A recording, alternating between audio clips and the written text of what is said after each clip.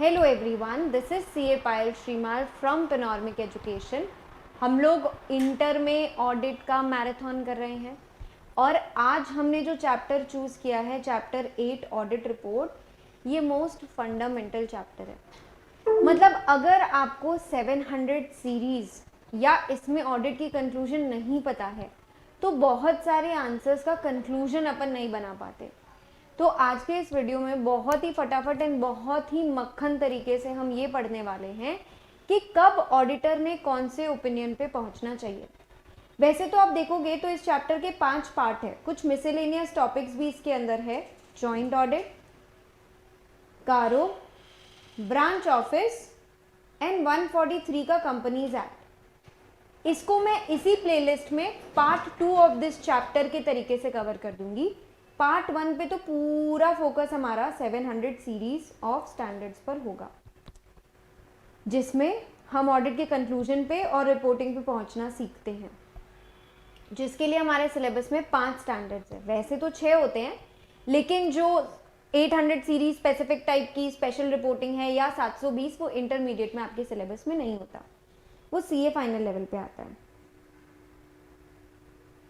तो हमारा काम है अभी इस वीडियो में 5 स्टैंडर्ड्स को एकदम जबरदस्त तरीके से क्रिस्प वे में कवर करना। सबसे पहले तो मैं आपको बता दूं कितने प्रकार की ऑडिट रिपोर्ट्स होती है। मैं ओपिनियन की बात नहीं कर रही हूँ, मैं रिपोर्ट्स की बात कर रही हूँ। देखिए, एक होती है स्टैंडर्ड रिपोर्ट। स्टैंडर्ड रिपोर्ट का पूरा फॉर्मेट ऐसे 700 में दे रखा है। This is your plain standard.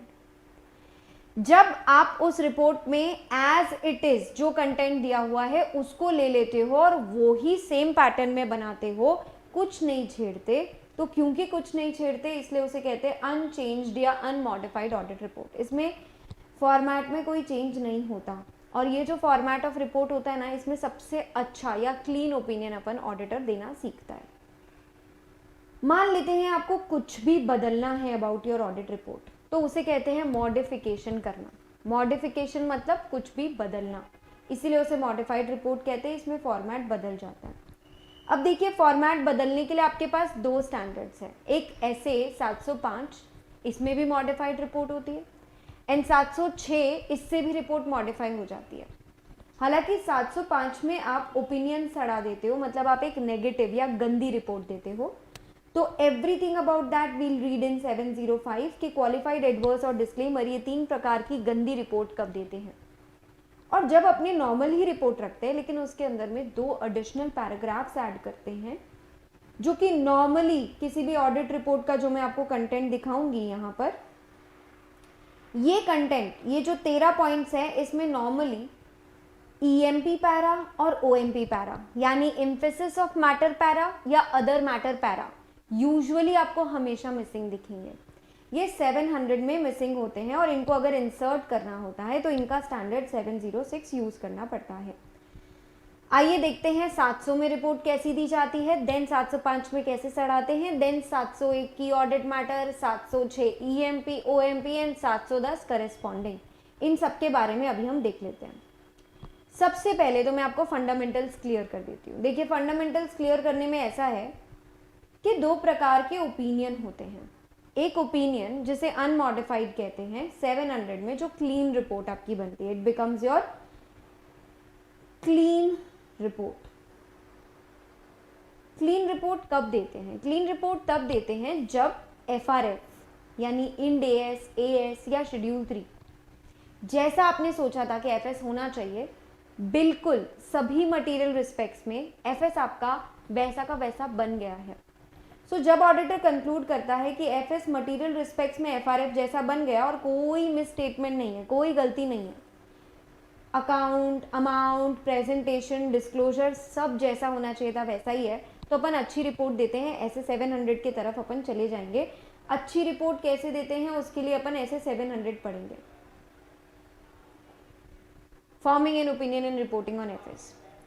लेकिन जब मुझे रिपोर्ट सड़ाना हो, मॉडिफाई करना हो, पहली बात तो ऐसा कब होगा? ऐसा तब होगा जब कोई गड़बड़ मिली, पर हर गड़बड़ पे आप ऐसी ओपिनियन पे नहीं पहुंचते हो, क्योंकि गड़बड़ तो छोटी भी हो सकती है, मोटी भी हो सकती है। हमें कैसी गड़बड़ से अफेक्ट होना चाहिए? मटीरियल, मटेरियल वो होता है जो यूजर के इकोनॉमिक डिसीजन को अफेक्ट करे। तो कोई भी ऐसा गड़बड़ जो आपके यूजर के फैसले को अफेक्ट करता हो उसको मटेरियल बोलेंगे। मटेरियल गड़बड़ हुई तो आपको ये देखना है कि वो पूरी जगह फैली हुई है कि नहीं। फैली हुई है तो अलग ओपिनियन पे पहुंचते हैं, फैली हुई नहीं है तो अलग ओपिनियन पे पहुंचते हैं। नॉर्मली नहीं फैली हुई है यानी एक आधा अकाउंट ही अगर गड़बड़ है तो we go for qualified opinion. सबूत मिले या ना मिले उससे फर्क नहीं पड़ता।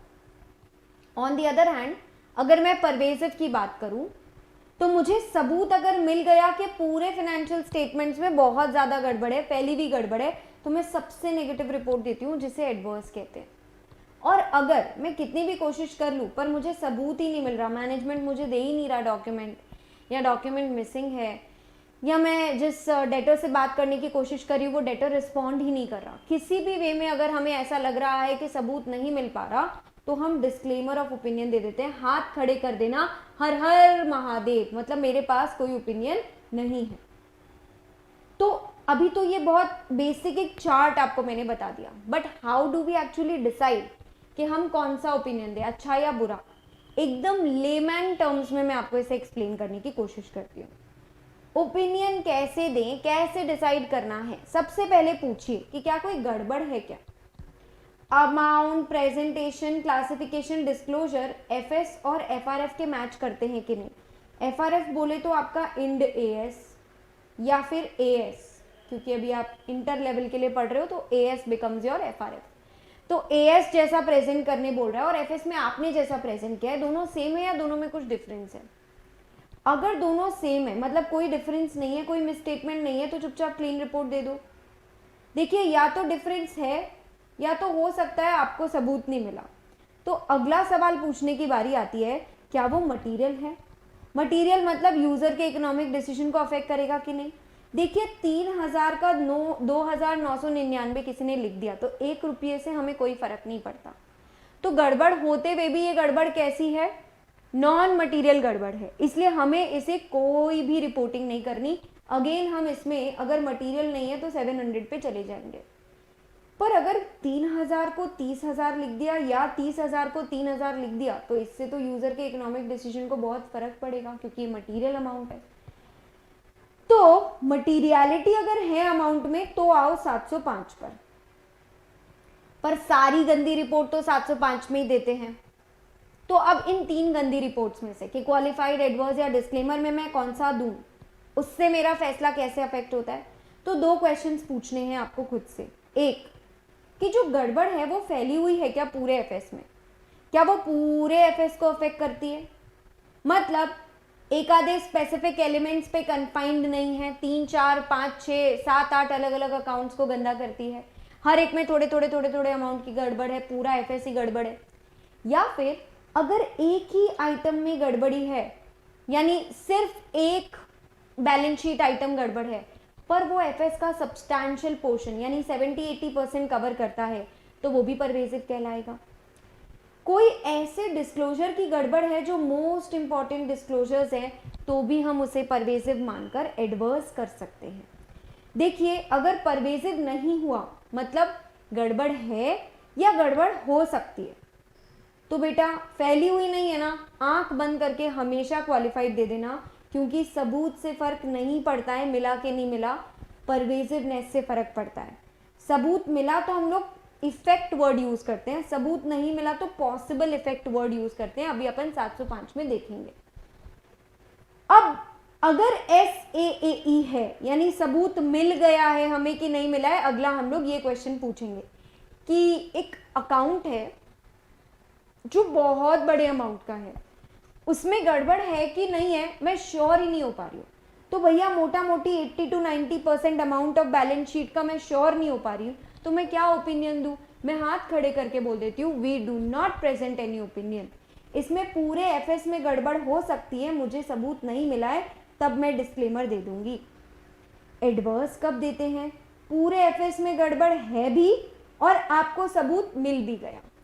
देखिए अगेन हमने पहले टेक्निकल नॉलेज, टेक्निकल लैंग्वेज में इसको पढ़ा, फिर हमने इसको सिंपल समरी में पढ़ा, अब हम इसको एक प्रैक्टिकल एग्जाम्पल के थ्रू कर लेते हैं ताकि हमें कभी भी इस फंडामेंटल टॉपिक में तो डाउट नहीं आए कि हमें किस टाइप का ओपिनियन देना है। अगर आप ओपिनियन बनाना नहीं सीख पाए ना, तो आप कभी ऑडिट ही करना नहीं सीख पाएंगे, क्योंकि अल्टीमेटली तो यही करना होता है। तो I am taking a practical example.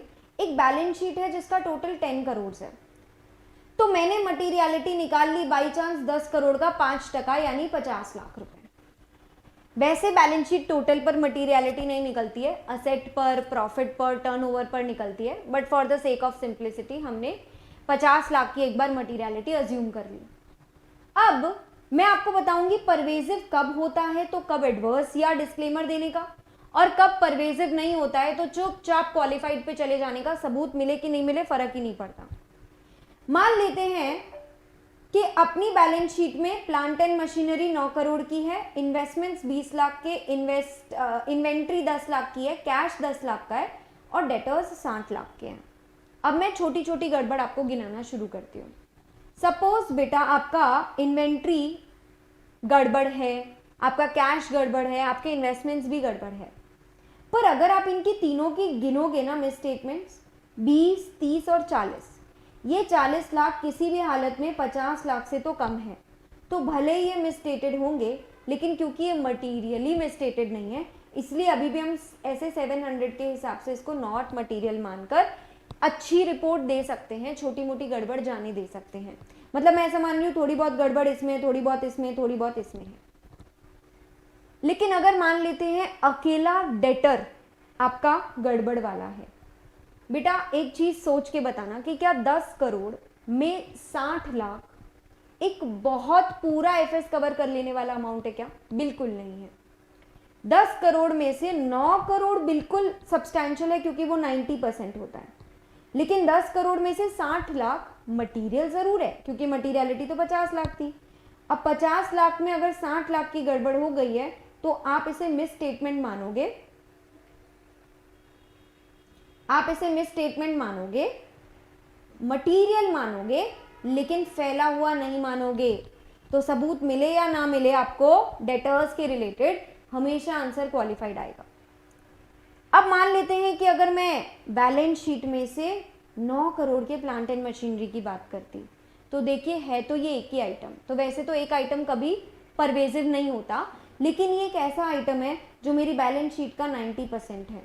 अगर ये मिसस्टेटेड है तो मिसस्टेटमेंट मटीरियल भी है और परवेजिव भी है, तो सबूत मिल गया तो एडवर्स, नहीं मिला तो डिस्क्लेमर करना पड़ जाएगा। इसका ही दूसरा एग्जाम्पल आपका आता है कब परवेजिवनेस एक आइटम तक कन्फाइंड नहीं होती, जब थोड़ी थोड़ी गड़बड़ इन्वेंट्री में, डेटर में, प्लांट एंड मशीनरी में, सब में है, तो आप इसे मिला करके भी परवेजिव बोल सकते हो। इसके साथ आपके फंडामेंटल्स खत्म होते हैं। तो now we come up to 2 standards. एक स्टैंडर्ड जो आपका ऐसे 701 है जो अच्छी रिपोर्ट देना सिखाएगा, एक 705 जो आपको नेगेटिव रिपोर्ट देना सिखाएगा। पहले 701 में एक ढंग की रिपोर्ट के बारे में डिस्कस कर लेते हैं। हमेशा एक अच्छी रिपोर्ट का ऑब्जेक्टिव क्या होता है? ओपिनियन बनाना है, कंक्लूजन्स देना है सबूत के आधार पर, और एक रिटन रिपोर्ट देनी है हमें। 700 के अंदर में हमारा ऑब्जेक्टिव यही है। तो जब हम एफएस बनाएंगे तो हम ये देखेंगे एफएस पूरा का पूरा मटेरियल रिस्पेक्ट्स में इंड एएस के हिसाब से, शेड्यूल 3 के हिसाब से बना है कि नहीं। और अब हमें कंक्लूजन देना होगा कि क्या हमें रीजनेबल अश्योरेंस मिली है क्या कि हमारे financial statements free from material misstatement है कि नहीं, जैसा हम ऐसे 200 के ओवरऑल ऑब्जेक्टिव्स में मांग रहे थे। तो गड़बड़ मिली कि नहीं मिली, ये गड़बड़ मिली कि नहीं मिली, इसके लिए आपको कुछ कंक्लूजन्स ध्यान में रखने होते हैं। ऐसे 700 से इकलौता आंसर जो बनता है वो इसी के ऊपर बनता है कि क्या चीज़ों को ध्यान में रखोगे आप अपना फैसला लेते वक्त। सबसे पहले ये फैसला लीजिएगा कि सबूत मिला कि नहीं मिला, क्योंकि देखिए अगर सबूत नहीं मिलेगा तो आप अच्छी रिपोर्ट तो दे ही नहीं सकते ना। You will have to go to disclaimer और क्वालिफाइड। अब जितनी भी गलतियां आपने मैनेजमेंट को बताई थी 450 में कि ये गड़बड़े हैं, क्या मैनेजमेंट ने ऐसा बोल दिया कि वो मटेरियल नहीं है, और क्या आपके हिसाब से वो मटेरियल है? अगर ऐसी कोई गलतियां हैं जो मैनेजमेंट ठीक नहीं कर रहा और आपके हिसाब से वो मटेरियल है, तो अपन को 705 में जाना पड़ सकता है। देन हमारी और क्या इवैल्यूएशंस होगी? फर्स्ट इवैल्यूएशन, क्या हमारी एफएस एफआरएफ के हिसाब से बनी है, जिसके लिए देखिए सबसे ज़्यादा घपला होने का चांस होता है क्वालिटेटिव चीज़ों में। क्वालिटेटिव चीज़ें जैसे कि डेप्रीसिएशन, जैसे कि कोई प्रकार का जजमेंट, कोई प्रकार के एस्टिमेट्स, इन सब में मैनेजमेंट अपने घर से बहुत सारी जजमेंट ला सकता है, जहाँ पे मैनेजमेंट अपनी मर्जी से इसे 10% ज़्यादा या 10% कम बता सकता है, क्योंकि कोई पुख्ता सबूत तो होता ही नहीं है ना इसका। तो ऑडिटर इस केस में ये भी कंक्लूड कर सकता है कि शायद मैनेजमेंट न्यूट्रल है ही नहीं, शायद मैनेजमेंट जानबूझ के ऐसी चीज़ें तो ठीक कर देता है जिससे रिपोर्टेड अर्निंग्स बढ़ने वाली हो, लेकिन मैनेजमेंट इतना लुच्चा है कि वो चीज़ें ठीक नहीं करता जिससे रिपोर्टेड अर्निंग्स कम हो जाने वाली हो। तो मैनेजमेंट कहीं ना कहीं बायस्ड है, इसका मुझे सबूत मिल सकता है। और तो और उसके अकाउंटिंग एस्टिमेट्स में भी मुझे मैनेजमेंट बायस लग सकता है, क्योंकि मेरे हिसाब से जो डेटर का बेड डेट का प्रोविजन बन रहा है वो कहीं ना कहीं मैनेजमेंट ज़्यादा बना रहा है। तो मुझे ऐसा भी लग सकता है कि मैनेजमेंट शायद बायस्ड है। कुछ स्पेसिफिक इवैल्यूएशंस भी आपको करने पड़ेंगे, even this is an important answer. हालांकि सारे इंपॉर्टेंट आंसर्स आपको पीडीएफ में स्टार मार्क्ड ऑलरेडी मिल जाएंगे, तो अभी के लिए इसको हटा देते हैं। What are the specific evaluations? Specific evaluation में हम देखेंगे कि जो भी अकाउंटिंग पॉलिसी मैनेजमेंट ने लगाई है, पहली बात तो देखिए, जो पॉलिसी लगाओ चुपचाप डिस्क्लोज कर दो, और जैसा एएस या इंड एएस बोलता है वैसा करो ना। जितने भी एस्टिमेट्स हैं वो सारे रीजनेबल होने चाहिए। अच्छा, 11th स्टैंडर्ड के अकाउंट से पढ़ते आ रहे हैं कि जो भी इंफॉर्मेशन होती है वो रेलेवेंट होनी चाहिए, रिलायबल होनी चाहिए, कंपेरेबल होनी चाहिए, अंडरस्टैंडेबल होनी चाहिए। जितनी भी डिस्क्लोजर्स हैं वो एडिक्वेट यानी काफ़ी होने चाहिए, छुपा क्यों रहे हो। अच्छा, एफएस 5 एफएस होती है, सबकी टर्मिनोलॉजी अप्रोप्रिएट होनी चाहिए, यानी balance sheet, PNL, notes to accounts, इनके जो भी नाम होते हैं वो भी बराबर होने चाहिए। एनपीओ का बना रहे हो तो इनकम एंड एक्सपेंडिचर होना चाहिए, पीएनएल बोलने से काम नहीं होगा। तो ये आपके स्पेसिफिक इवैल्यूएशंस हो गए। देन क्या आपकी एफएस फेयर प्रेजेंटेशन कर पा रहा है, जिसके लिए आपको ऑब्वियसली एफएस का पूरा प्रेजेंटेशन स्ट्रक्चर, अंदर का कंटेंट और सारे ट्रांजैक्शंस और इवेंट्स फेयर मैनर में प्रेजेंट हुए कि नहीं वो देखना पड़ेगा। क्या एफएस प्रॉपरली बता रहा है कि वो एएस के हिसाब से बना है कि नहीं, मतलब क्या वो एडिक्वेटली डिस्क्राइब कर देता है एफआरएफ को। देखिए आपके एफआरएफ, बहुत एफआरएफ एफआरएफ एफआरएफ हो रहा है। पहली बात तो एफआरएफ क्या होता है? FRF is financial reporting framework.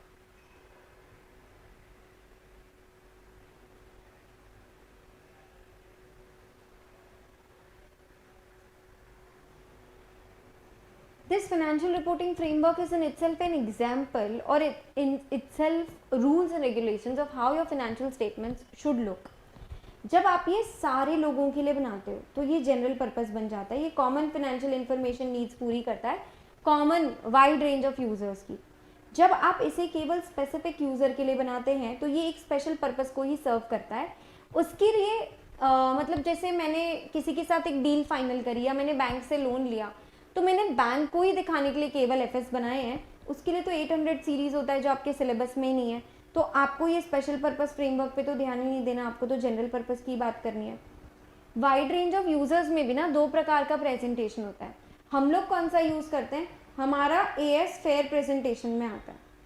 कैसे मैं कह सकती हूँ कि एएस फेयर प्रेजेंटेशन में आता है? मैं समझाती हूँ।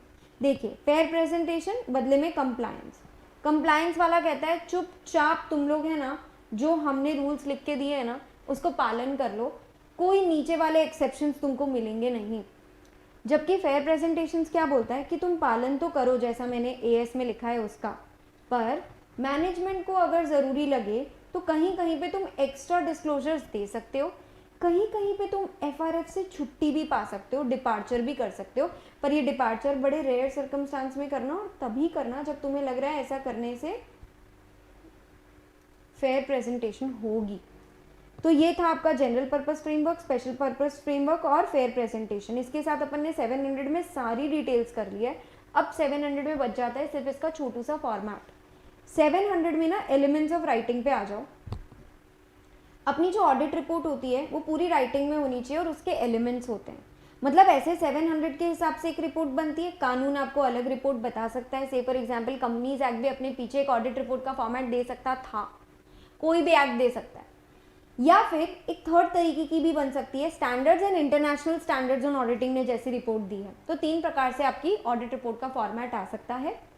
आप इसमें सबसे मेन एलिमेंट ऐसे 700 वाला ही मानोगे क्योंकि आपके सिलेबस में तो केवल वही है। सबसे पहले जब ऑडिट रिपोर्ट स्टार्ट होती है ना, कोई भी कंपनी का ऑडिट रिपोर्ट बाजू में खोलकर इसको कंपेयर करोगे तो ज़्यादा अच्छे से समझ में आएगा, जैसा अपन अपने मेन क्लास में करते हैं। इंडिपेंडेंट ऑडिटर्स रिपोर्ट सबसे पहले हेडिंग होगी उसकी, ठीक है। फिर एड्रेसी कौन रहेगा आपका? शेयर होल्डर्स या TCWG जिसके लिए भी आपने ये रिपोर्ट बनाई है, सबसे पहले ओपिनियन पैरा चालू होता है वी हैव ऑडिटेड, फिर एफएस का अलग अलग पांचों टाइटल आ जाते हैं, we have audited the balance sheet, the P&L, the notes to accounts and all that. Notes के साथ साथ summary of significant accounting policy भी वो लोग वहाँ पे लिखते हैं, कौन सी कंपनी का ऑडिट किया है उसका नाम लिखते हैं और कौन से पीरियड के लिए किया है उसका नाम लिखते हैं। अगर फेयर प्रेजेंटेशन फ्रेमवर्क यूज कर रहे हो जैसा कि हम लोग करते हैं, तो हम हमेशा क्या स्टेटमेंट लिखते हैं, हमारे ओपिनियन में फिनेंशियल स्टेटमेंट्स फेयरली सब कुछ FRF के हिसाब से बनाते हैं, यानी मोटा मोटी कंप्लायंस फ्रेमवर्क बिल्कुल सेम होता है, बस उसमें ये फेयरली वर्ड या फिर ट्रू एंड फेयर व्यू ये वर्ड यहां पे रहता है, ये वर्ड कंप्लायंस में मिसिंग रहता है। अब जब भी आप अपना ओपिनियन पैरा दे दोगे उसके तुरंत नीचे आएगा बेसिस ऑफ ओपिनियन पैराग्राफ, जिसमें हमेशा 4 बातें ही लिखनी होती है, 1, 2, 3 एंड 4। हमें पहली बात बतानी होती है कि हमने हमारा ऑडिट स्टैंडर्ड्स ऑन ऑडिटिंग के हिसाब से किया है, हमारी बहुत सारी रिस्पॉन्सिबिलिटियां हैं, अगर आपको पढ़ना है तो जाओ पॉइंट नंबर 9 में हमारा ऑडिट रिस्पॉन्सिबिलिटी पैरा पढ़ लो, उसमें हमने सारी रिस्पॉन्सिबिलिटीज लिखी है। हम लोग कंपनी को बिल्कुल नहीं जानते थे, हम लोग ने प्रॉपर इंडिपेंडेंस मेंटेन करा है, एथिकल रिक्वायरमेंट्स मेंटेन करी है, वो इंटेग्रिटी ऑब्जेक्टिविटी वगैरह सब कुछ हम लोगों ने सबूत इकट्ठा करा है और सबूत के बेसिस पर ही हमारा ओपिनियन आया है। अब ऐसे 570 पढ़ाऊंगी तब बता दूंगी कि मुर्गा पैरा कब आता है। मुर्गा, material uncertainty related to going concern assertion. तो गोइंग कंसर्न असेसमेंट में अगर आपकी मटीरियल अनसर्टेनिटी आ गई कि भैया हमारे सर पे खतरा मंडरा रहा है, कंपनी बंद होने वाली है, तो हम कभी कभी गोइंग कंसर्न यूज करते हैं। कब करते हैं उसके लिए ऐसे 570 पढ़ेंगे। देन आता है आपका की ऑडिट मैटर, इसकी भी पूरी डिटेल अभी मैं पढ़ा दूंगी 701 में। ये हर लिस्टेड कंपनी को मैंडेटरी होता है, कभी कभी कानून आपको बोलेगा तो भी शायद आपको की ऑडिट मैटर डालना पड़ सकता है। इसमें क्या चीज़ें आती है, बहुत इंपॉर्टेंट ऑडिट में जो चीज़ें हुई थी, मोटा मोटी जो बातें आपने TCWG से करी है उसमें से जो इंपॉर्टेंट बातें चूज करते हैं वो की ऑडिट मैटर में आता है। अदर इन्फॉर्मेशन वैसे 720 का पार्ट होता है, इसके अंदर में आप अपनी एनुअल रिपोर्ट वगैरह यूज करते हो, but again this is a part of your CA final syllabus. Management responsibility para में मेन 2 चीजें आ जाती है, FS हम बनाकर देंगे, मैनेजमेंट वादा करता है, इंटरनल कंट्रोल मैनेजमेंट लगा कर देगा, गोइंग कंसर्न असेस करके देगा हर साल, 570 के अंदर में बोला है ये बात तो। और मैनेजमेंट बोर्ड TCWG कौन आदमी रिस्पॉन्सिबल है FR ओवरसी करने के लिए वो बता दो भाई। जितने भी आपके फाइनेंशियल स्टेटमेंट्स, अकाउंट्स, बुक्स, सबकी रिकॉर्ड्स के लिए जिम्मेवार ये लोग ही हैं, ताकि फ्रॉड को प्रिवेंट, डिटेक्ट, करेक्ट कर सके। और जितनी भी जजमेंट्स और एस्टिमेट्स लेनी है वो भी बड़ी सोच समझ के रीजनेबली लेंगे। हालांकि और भी चीज़ें मैनेजमेंट ड्यूटी में आती है, पर ये मेन चीज़ें हैं। और ऑडिटर रिस्पॉन्सिबिलिटी पैरा तो पूछो ही मत, शुरू होता है बस ख़त्म नहीं होता। इसलिए हमने ये बोल दिया कि इसका तो लोकेशन ही इंपॉर्टेंट है, इसको ना रिपोर्ट के बीच में से हटा दो, इसको रिपोर्ट के पीछे अपेंडिक्स की तरह अटैच कर दो, या एक काम करो CA को बोलो अपनी वेबसाइट पे डाल देगा, और वेबसाइट का या अपेंडिक्स का सिर्फ रेफरेंस यहाँ बीच में डाल देगा, ताकि ये इतना बड़ा, इतना सारा डिटेल में जो ये बड़ा सा पैराग्राफ जगह खा जाता है वो ना हो सके, ऐसा हम कोशिश करें, ठीक है। Also what we can do is we can include it within the body. Within the body मतलब ये जैसा आ रहा है, जिस जगह पे आ रहा है उसको एज इट इज भी अपन आने दे सकते हैं, अपना चॉइस है इसके अंदर में। ओके, सबसे पहले ऑडिटर रिस्पॉन्सिबिलिटी पैराग्राफ में क्या आएगा, इसके अंदर आएगा कि हम लोग रीजनेबल एश्योरेंस लेते हैं। क्यों बता रहे हैं यहाँ पर, क्योंकि एक ले पर्सन पढ़ने वाला है ऑडिट रिपोर्ट, जिसने आपकी तरह ऑडिट नहीं पढ़ रखी है, तो उसको नहीं पता, इसलिए हम अपना कंधा ले रहे हैं, झड़का रहे हैं और सबको बता दे रहे हैं। हम लोग एब्सोल्यूट एश्योरेंस नहीं लेते, रीजनेबल एश्योरेंस लेते, और ऑडिट रिपोर्ट हम बना के देंगे। रीजनेबल एश्योरेंस जो है हाई लेवल होता है, पर कोई गारंटी नहीं होता कि हम सारी गड़बड़ पकड़ के देंगे। फिर उनको समझा दो मटीरियलिटी क्या होता है, क्योंकि हम सिर्फ मटीरियल में स्टेटमेंट्स पर ही रिपोर्ट देते हैं, तो इनको बता दो कि हमने सारी गड़बड़ नहीं ढूंढी है। मटीरियल क्या होता है, मटीरियल इज समथिंग जो आपका यूजर डिसीजन को अफेक्ट कर सके। हम लोग पूरे ऑडिट के दौरान प्रोफेशनल जजमेंट और स्केप्टिसिज्म यूज करते रहते हैं, ऐसा हम उनको बता देंगे। हमारी प्रोसेस बता देंगे कि हम लोग पहले रिस्क असेस करते हैं, फिर ऑडिट प्रोसीजर करके सबूत इकट्ठा करते हैं, इंटरनल कंट्रोल्स की अंडरस्टैंडिंग लिख के टेस्ट ऑफ कंट्रोल्स करते हैं, अकाउंटिंग एस्टिमेट और अकाउंटिंग पॉलिसी बनाती भले ही सरकार हो, मैनेजमेंट बनाती हो, लेकिन हम उसको चेक ज़रूर करते हैं। गोइंग कंसर्न की अप्रोप्रिएटनेस भी हम लोग चेक करते हैं, FS का प्रेजेंटेशन कंटेंट वगैरह भी हम लोग चेक करते हैं। अच्छा, ऐसे 600 में क्या होता है ना, एक मेन कंपनी भी होती है, उसकी बहुत सारी ब्रांचेस भी होती है, तो अगर कंपोनेंट कोई और ऑडिटर ऑडिट करता है तो उसकी डिटेल भी हम लोग अपनी रिपोर्ट में बता देते हैं। कौन कौन से मुद्दे हमने TCWG को कम्युनिकेट किए की ऑडिट मैटर में, एथिकल कंप्लायंस TCWG को बताना, की ऑडिट मैटर के बारे में, ये सब भी ऑडिटर रिस्पॉन्सिबिलिटी पैरा का पार्ट होता है। ये पूरी जो रिपोर्टिंग वाला फॉर्मेट है ना, इसको दिल से लगा के याद मत करना। इसके 2 पैराग्राफ्स मोस्ट इंपॉर्टेंट है जो मैं आपको बता देती हूँ, एक ओपिनियन पैरा और एक बेसिस ऑफ ओपिनियन पैरा, वो दोनों ड्राफ्ट करना सीख लेना, जो मैं आपको सिखा भी दूंगी।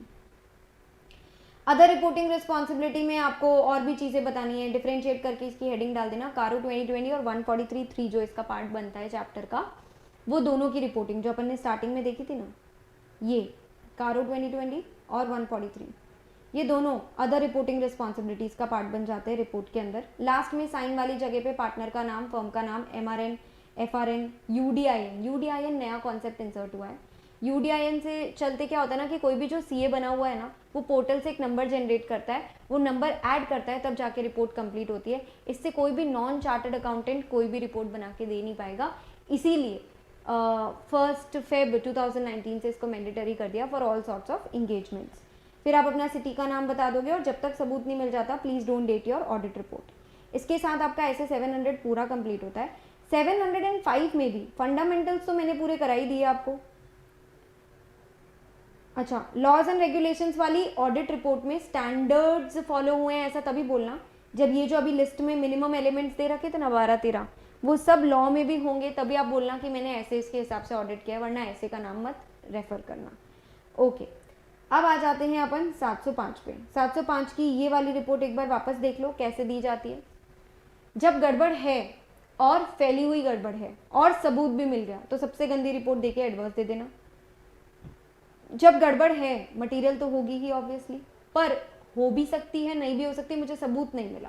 जब सबूत नहीं मिला तो आप हमेशा पॉसिबल इफेक्ट्स बोलते हो, तो वहां पे अगर बहुत मटेरियल और परवेजिव दोनों है तो डिस्क्लेमर कर दीजिएगा। और अगर परवेजिव है ही नहीं, मटेरियल तो होगा ही, परवेजिव है ही नहीं, तो सबूत मिला कि नहीं मिला फर्क नहीं पड़ता, your answer will always be qualified.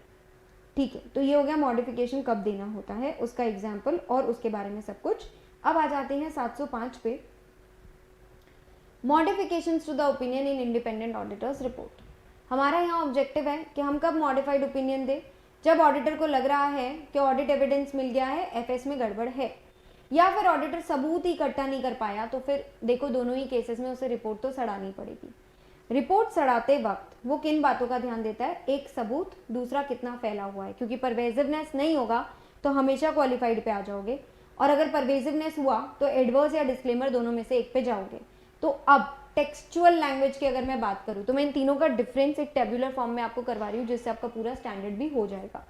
कब देते हैं हम लोग क्वालिफाइड ओपिनियन, जब हमें सबूत मिल गया, मिस स्टेटमेंट्स, मटीरियल तो है ही, देखिए मटीरियल तो तीनों में आएगा, बिकॉज अगर मटीरियल ही नहीं होता तो फिर तो मैं 705 में आ ही नहीं पाती ना, तो मैं 700 में अच्छी रिपोर्ट दे देती। लेकिन क्वालिफाइड में कभी भी परवेजिव नहीं होता है, so it is not pervasive. Adverse और डिस्क्लेमर दोनों में परवेजिव होता है। डिफरेंस क्या है फिर एडवर्स और डिस्क्लेमर में, यहाँ सबूत मिल गया, यहाँ सबूत नहीं मिला, और यहाँ पे तो दोनों ही हो सकता है, इसलिए सबूत मिला, सबूत नहीं मिला, दोनों का केस सेम बनेगा। ठीक है, इसमें possible effect of undetected misstatement material and not pervasive होंगे। क्यों मैं इफेक्ट नहीं बोल पा रही, क्योंकि मैं श्योर ही नहीं हूँ, मुझे सबूत ही नहीं मिला, तो मुझे पता ही नहीं है इफेक्ट पॉसिबल है, क्या है, कितना है, तो मैं पॉसिबल वर्ड यूज कर लूंगी।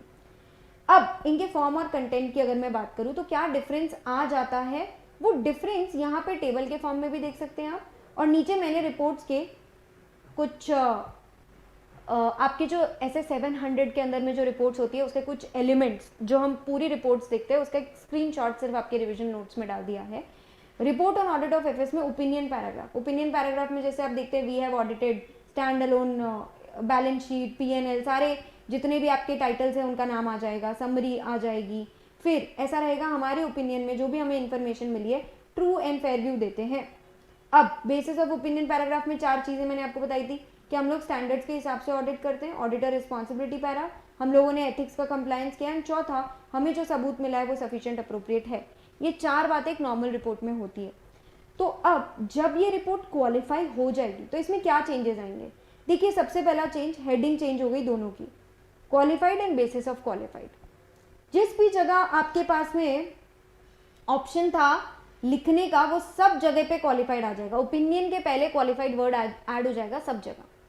अब एक लाइन बीच में ऐड हो जाएगी कि भाई सब कुछ ठीक है एक्सेप्ट जो मुद्दे रिपोर्ट के बेसिस ऑफ ओपिनियन पैरा में दे रखे हैं उसके अलावा सब कुछ ठीक है। फिर आप एक पूरा पैराग्राफ डेडिकेटेडली समझाओगे कि सपोज मान लेते हैं सिर्फ इन्वेंट्री में गड़बड़ है, तो क्या गड़बड़ है वो आप समझाओगे, उस गड़बड़ को क्वांटिफाई भी कर पाओगे तो कर पा देना, कितनी गड़बड़ है क्या गड़बड़ है सब बता देना। फिर वो 4 चीजें एज इट इज सेम आ जाएगी, स्टैंडर्ड्स वाली, रिस्पॉन्सिबिलिटी वाली, आपकी इंडिपेंडेंस वाली बात, और आपको सबूत सफिशिएंट अप्रोप्रिएट मिला, ये चारों चीजें एज इट इज सेम आ जाएगी। मतलब क्वालिफाइड में क्या चेंज हुआ, एक हेडिंग में क्वालिफाइड वर्ड ऐड हो गया, ये एक्सेप्ट फॉर वाली लाइन ऐड हो गई, बेसिस के अंदर में पूरा डिस्क्रिप्शन आ जाएगा एक एज इट इज कि क्या गड़बड़ थी, कितने अमाउंट की गड़बड़ थी, पूरी की पूरी गड़बड़ आप एक्सप्लेन कर दोगे, और बाकी कुछ भी चेंज नहीं है। सिर्फ नीचे जहां पे सबूत वाली लाइन है वहां ओपिनियन की जगह क्वालिफाइड ओपिनियन वर्ड ऐड हो जाएगा। बट अब अगर आप एडवर्स में जाते हो अगेन सेम चेंजेस आएंगे, एडवर्स की हेडिंग में एडवर्स वर्ड ऐड हो जाएगा और बेसिस ऑफ ओपिनियन पैरा की जगह बेसिस ऑफ एडवर्स ओपिनियन हो जाएगा, सबूत वाली लाइन में भी एडवर्स वर्ड हो जाएगा। अब यहाँ पे पूरी की पूरी गड़बड़ है तो F S present true and fair view की जगह F S do not present true and fair view हो जाएगा। इसका मैं आपको एक एग्जाम्पल दिखा देती हूँ। यहाँ पर देखिए क्या क्या चेंज हुआ है, एक एडवर्स पॉइंट यहाँ पे ऐड हो गया, दूसरा यहाँ पे because of the significance of matter F S do not give true and fair view, ये वर्ड ऐड हो गया। फिर basis of adverse opinion para हो चुका है, बेसिस ऑफ ओपिनियन की जगह एक पूरा पैराग्राफ है जो गड़बड़ को एक्सप्लेन कर रहा होगा। अब यहाँ पे 1 या 2 अकाउंट गड़बड़ नहीं है, सारे अकाउंट्स में छोटी मोटी गड़बड़ होगी क्योंकि पूरा फैला हुआ गड़बड़ है।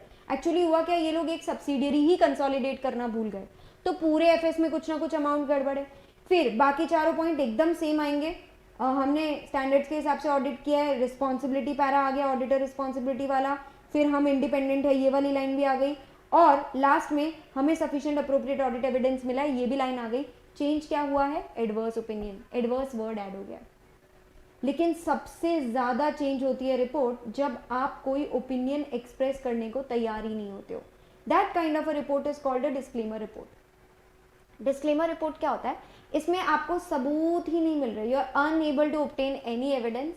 इसमें अनडिटेक्टेड मिस स्टेटमेंट मटीरियल तो होंगे ही, परवेजिव भी हो सकते हैं, पॉसिबल इफेक्ट, क्योंकि मैं श्योर नहीं हूँ, मुझे सबूत तो मिला नहीं है। अगेन अब इसमें क्या चेंज होगा, हेडिंग बन जाएगी डिस्क्लेमर ऑफ ओपिनियन, अगले पैराग्राफ में यहाँ पे भी basis of disclaimer of opinion हो जाएगा, पर इसमें बहुत कुछ चेंज होगा। सबसे पहली बात तो जहाँ पे हम सबसे पहली लाइन लिखते हैं वी हैव ऑडिटेड, वही चेंज हो जाएगा। हम लिखेंगे ही नहीं F S have been audited, हम ऐसा लिखेंगे auditor were engage to audit F S, क्योंकि वो कर तो पाए नहीं है तो आप ऐसा क्यों लिखोगे वी हैव ऑडिटेड, हमने तो कोशिश की थी पर हम ऑडिट कर ही नहीं पाए। और ये लाइन में जहां पे हम लोग बार बार सबूत इकट्ठा कर रहे हैं, ऐसा बोल रहे हैं सफिशिएंट एंड अप्रोप्रिएट, वहां पे ये आएगा ही नहीं, वहां पे आएगा ऑडिटर को सबूत मिला ही नहीं है। ठीक है, auditor does not express an opinion because of the matters described in disclaimer of opinion section, ये वाला पार्ट हो जाएगा। मतलब आपको इसे किस तरीके से लिखना है, सबसे ज्यादा चेंजेस इसी रिपोर्ट में होंगे। सबसे पहले तो disclaimer of opinion and bases of disclaimer of opinion, ये जो बेसिक चेंज थे 2 मैंने वो सिखा दिया। देन देखिए पहली लाइन चेंज हो जाएगी, बाकी सब जगह क्या था वी हैव ऑडिटेड था, यहाँ पे क्या है we were engaged to audit, तो वो चीज चेंज हो गई, बाकी सब सेम है।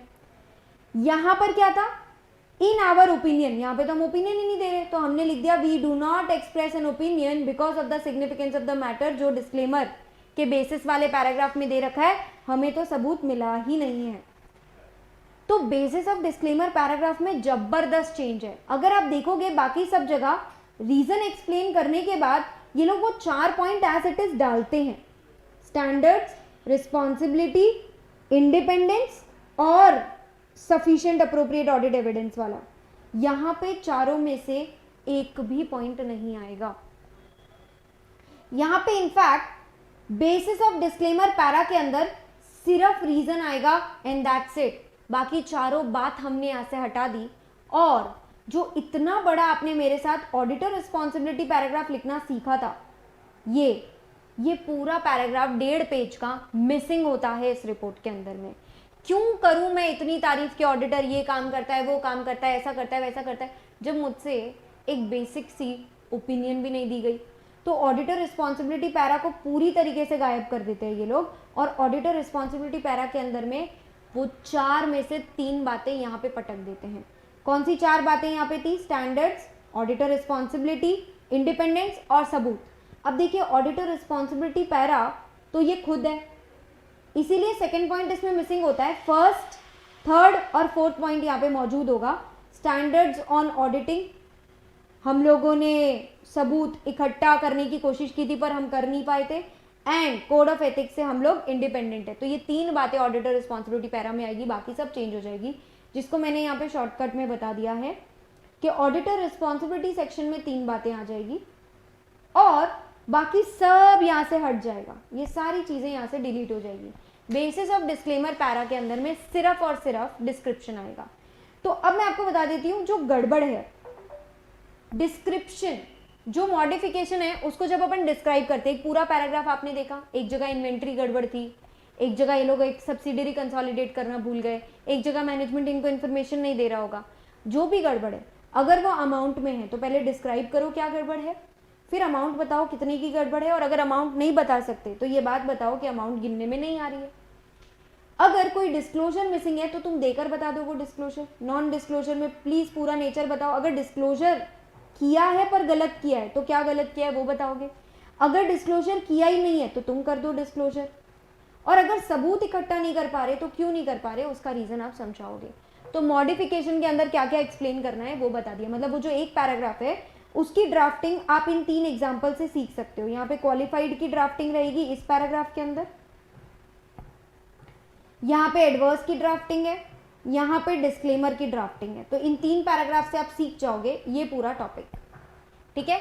देन आपकी की ऑडिट मैटर कभी मत डालिएगा जब आप रिपोर्ट डिस्क्लेम कर रहे हो। की ऑडिट मैटर क्या होता है? रिपोर्ट को और अच्छे से एक्सप्लेन करने का तरीका। भाई तुम तो मत ही करो एक्सप्लेन, तुमने तो ओपिनियन भी नहीं दिया है, तुम क्या रिपोर्ट को और अच्छे से एक्सप्लेन करने आ रहे हो।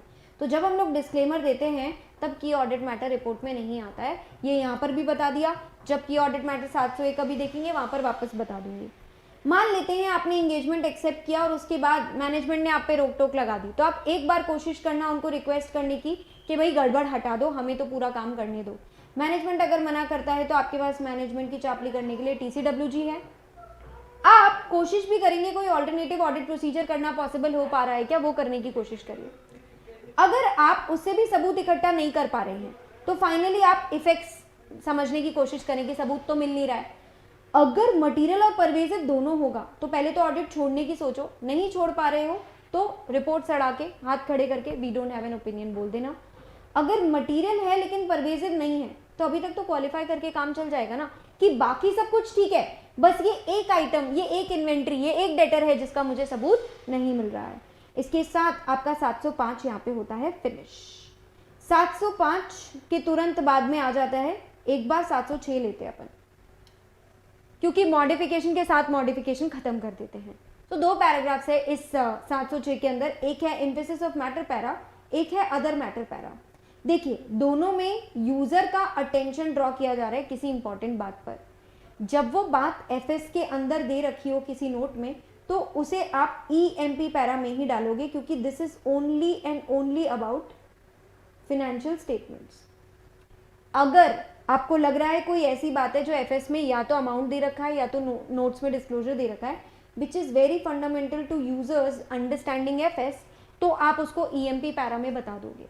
लेकिन अगर आपको लग रहा है नहीं एफएस के अलावा ही कोई बात है जो यूजर के लिए जरूरी है, मतलब ये ओनली अबाउट ऑडिट होता है, ऑडिट से रिलेटेड, ऑडिटर की रिस्पॉन्सिबिलिटी से रिलेटेड या ऑडिटर की रिपोर्ट के रिलेटेड, वो चीज अदर मैटर पैरा में आती है। तो 2 पैराग्राफ्स हो गए, एक EMP एम्फेसिस ऑफ मैटर, एक OMP अदर मैटर। EMP में हमेशा एफएस रिलेटेड मैटर आएगा, OMP में हमेशा एफएस के अलावा वाला ही आएगा which is related to audit. अब जो भी मैटर एफएस में रिफ्लेक्टेड है उसके रिलेटेड, मतलब ये मीनिंग बता रहे हैं EMP का। EMP is a paragraph in audit report जिसमें एफएस के अंदर रिफ्लेक्टेड मैटर्स अगर ऑडिटर को लगता है बहुत सिग्निफिकेंट है टू यूजर्स अंडरस्टैंडिंग तो उसको EMP बोलेंगे। सेम ऐसी डेफिनेशन जो आपने ऊपर ऑब्जेक्टिव में पढ़ ली, पैरा इन ऑडिट रिपोर्ट, जो एफएस के अलावा वाले हैं ऑडिटर की जजमेंट में, ये बहुत रेलेवेंट है to users understanding of 3 things, audit, auditor responsibility and audit report. तो जो ऊपर पढ़ा उसी का रिविजन हो गया। अब रिक्वायरमेंट्स देख लेते हैं। देखिए EMP के लिए एक अलग से सेपरेट सेक्शन डालिएगा EMP, जिसमें लिखोगे आप we draw your attention to note number 10 of the FS, 11 of the FS, 12 of the FS, जो भी एफएस का नोट नंबर ड्रॉ करना है वो बताओगे। अब जैसे ही आप एक ऐसा सेपरेट पैरा बनाकर वहाँ पे कोई नोट नंबर लिखते हो, सबसे पहले यूजर की सांस ऊपर नीचे हो जाती है, उसे लगता है कहीं कोई गड़बड़ तो नहीं है एफएस में जो ऑडिटर को मिल गई हो। तो यहाँ पर अपन ये क्लैरिफाई कर रहे हैं, उसको ये बोल रहे हैं कि भैया ये गड़बड़ नहीं मान रहे हम लोग इसको, our opinion is not modified in this respect. And ये ईएमपी पैरा एक्चुअली कभी भी आप इसको सब्सटीट्यूट की तरह यूज नहीं कर सकते। जहां की ऑडिट मैटर डालना है वहां वही डालेगा, जहां गड़बड़ है वहां 705 ही आएगा। एफएस में कोई चीज डिस्क्लोज करनी है तो वहीं करो ना, ईएमपी में नहीं डाल सकते आप।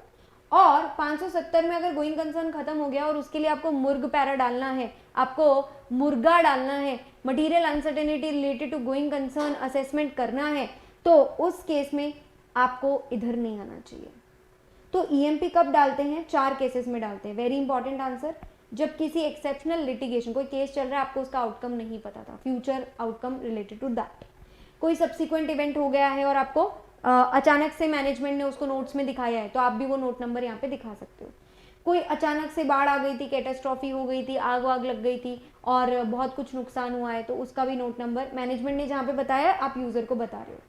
कोई नया एएस है जो मैनेजमेंट ने डिस्क्लोज कर रखा है कि हम लोग आने से पहले ही लगा रहे, जल्दी लगा रहे, उसका भी नोट नंबर आप अपनी रिपोर्ट में बता सकते हो। तो कुल मिला के इनका डिस्क्लोजर एफएस में रहेगा। एफएस में जिस नोट नंबर में रहेगा उसकी रेफरेंस आप अपने ईएमपी पैरा के अंदर दिखा दोगे। ये हो गया आपका ईएमपी पैरा। ओएमपी पैरा के अंदर में तो भैया ऑडिट रिलेटेड चीजें आती है, एक सेपरेट सेक्शन बनेगा ओएमपी का। ये तब करना जब लॉ मना नहीं करे। अगेन ये भी की ऑडिट मैटर का सब्सटीट्यूट नहीं है, मतलब की ऑडिट मैटर जहां आना चाहिए वहां वही आना चाहिए, ईएमपी जहां आना चाहिए वहां ईएमपी आना चाहिए, ओएमपी जहां आना चाहिए वहां ओएमपी आना चाहिए। एग्जाम्पल ऐसे 299 आप इसी पार्ट 2 में पढ़ेंगे मेरे साथ कि जब 2 ऑडिटर ज्वाइंट होते हैं पर वो अलग अलग रिपोर्ट दे रहे होते हैं, तो ये लोग एक में एक की रिपोर्ट में एक दूसरे का रेफरेंस देते हैं, that they give in other matter para because it is a topic related to audit. ये हो गया आपका SA 706। Now let us talk about SA 701। 701 क्या होता है? 701 होता है की ऑडिट मैटर। की से तो पता चल रहा है कि इंपॉर्टेंट है। ये वो मुद्दे हैं जो ऑडिटर की जजमेंट में सबसे सिग्निफिकेंट थे, पर सिग्निफिकेंट तो ईएमपी भी था, ओएमपी भी था। ईएमपी उठाया था एफएस से, ओएमपी उठाया था ऑडिट से। ये कहां से उठाया है? ये उठाया है उन मुद्दों में से जो ऑडिटर ने बैठकर टीसीडब्ल्यूजी से गप्पे करी है, जितनी भी कम्युनिकेशन करी। Say for example auditor wrote 100 letters और emails to TCWG during the entire tenure, they had a lot of discussions. उसमें से 10 या 12 मुद्दे सिलेक्ट होंगे, वो भी कौन से वाले जो सबसे इंपॉर्टेंट है। मतलब मैं एग्जांपल दे देती हूँ, सबसे ज्यादा रिस्की मुद्दे, हायर आरएमएम वाले, जहां पे सबसे ज्यादा मैनेजमेंट जजमेंट लगी हो, ऑडिटर जजमेंट लगी हो, जिसमें एस्टिमेशन अनसर्टेनिटी भर भर के हो, या किसी एक सब्सीक्वेंट इवेंट का इफेक्ट, एक बहुत इंपॉर्टेंट सिग्निफिकेंट कोई इफेक्ट हुआ है, इवेंट हुआ है, उसका इफेक्ट, क्या बोल रही हूं मैं, एक बहुत ही सिग्निफिकेंट इवेंट हो गया, जैसे कि कोविड जब आया था, सबकी की ऑडिट मैटर रिपोर्ट्स के अंदर में उसके बारे में बात थी। तो कोई ऐसा सिग्निफिकेंट इवेंट हुआ है, उसका असर क्या पड़ा है, उसके बारे में ऑडिटर ने और टीसीडब्ल्यूजी ने आपस में बातें करी है, तो उसका एक एरिया यहाँ पर उठाकर अपन डालते हैं। अब पर्पस क्या है इसकी? देखिए, जितना ज़्यादा आप चीज़ें रिपोर्ट में बताओगे उतनी ट्रांसपेरेंसी रहेगी और यूजर्स को भी आपकी रिपोर्ट पढ़ के बहुत कुछ सीखने को मिलेगा, एडिशनल इन्फो मिलेगा सिग्निफिकेंट चीज़ों के बारे में, और मैनेजमेंट की जजमेंट की भी बेटर अंडरस्टैंडिंग आपको मिलेगी। किसको की ऑडिट मैटर डालना बिल्कुल अनिवार्य है। लिस्टेड में तो देखो कंपलसरी है ही, लॉ जब बोलेगा तभी भी डालना पड़ेगा, ऑडिटर अपनी मर्जी से भी डाल सकता है, पर जब डिस्क्लेमर किया तो कभी मत डालना। ये बात मैं अब भी आपको पढ़ाकर आ रही हूँ 705 में। अब आपकी रिपोर्ट दिखेगी कैसी? इस रिपोर्ट के अंदर एक सेपरेट सेक्शन होगा, उसकी हेडिंग होगी की ऑडिट मैटर। सबसे पहले शुरू हो जाना तोते की तरह, key audit matter are those matter that in auditors judgement were most significant, मतलब इसकी पूरी मीनिंग बताओगे। फिर क्लियर कर देना यूजर्स को कि भाई ना ईएमपी में, ना ओएमपी में, ना इधर कहीं पर भी हम लोग का सेपरेट ओपिनियन नहीं है। हमें रिपोर्ट सड़ानी होती, हमने 705 में सड़ा दी होती। हमारा ओपिनियन चेंज करना होता तो उसके लिए 705 है। ओपिनियन पैरा के साथ छेड़छाड़ सिर्फ 705 में होती है, ना 701 में होती है, ना 706 में होती है। Again this is not a substitute for FS disclosure. जो बात एफएस में डिस्क्लोज होनी चाहिए थी वो वहीं करो। This is not a substitute for 705 की रिपोर्ट सड़ाना। This is not a substitute for going concern para. And again मुझे इंडिविजुअल मैटर पे कोई सेपरेट ओपिनियन देना है तो उसके लिए भी ये सब्सटीट्यूट नहीं, की ऑडिट मैटर का तो अपना काम है, जो बातें आपने TCWG से कर रखी है उसमें से इंपॉर्टेंट मुद्दे सेलेक्ट करके आप अपनी रिपोर्ट में डाल दोगे। देखिए TCWG को बता दीजिएगा कि कौन सी वार्तालाप आप पब्लिक करने जा रहे हो, और अगर बाई चांस आप लोग ने इतनी कॉन्वर्सेशंस गो थ्रू करी but none of them were important, तो ऐसा बता देना TCWG को कि हमारे पास कोई की ऑडिट मैटर है ही नहीं, तो हम कुछ बताने ही नहीं वाले हैं।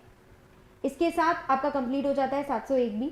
So we are done with 700, we are done with 701, 705 and then 706। अब हम आ जाते हैं हमारे इस टॉपिक के लास्ट पार्ट पर 710, जिसका कोई लेना देना ही नहीं है बाकी के स्टैंडर्ड से।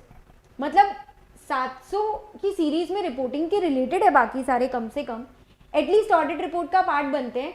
ये एकदम अतरंगी स्टैंडर्ड है 710, जो कंपेरेटिव इन्फो की बात करता है। दो टाइप की कंपेरेटिव इन्फो होती है, corresponding figure and comparative FS. Comparative info क्या होता है, पहले वहां से शुरू करती हूँ। पिछले सालों की कोई भी इंफॉर्मेशन होती है तो उसको कंपेरेटिव इन्फो कहते हैं।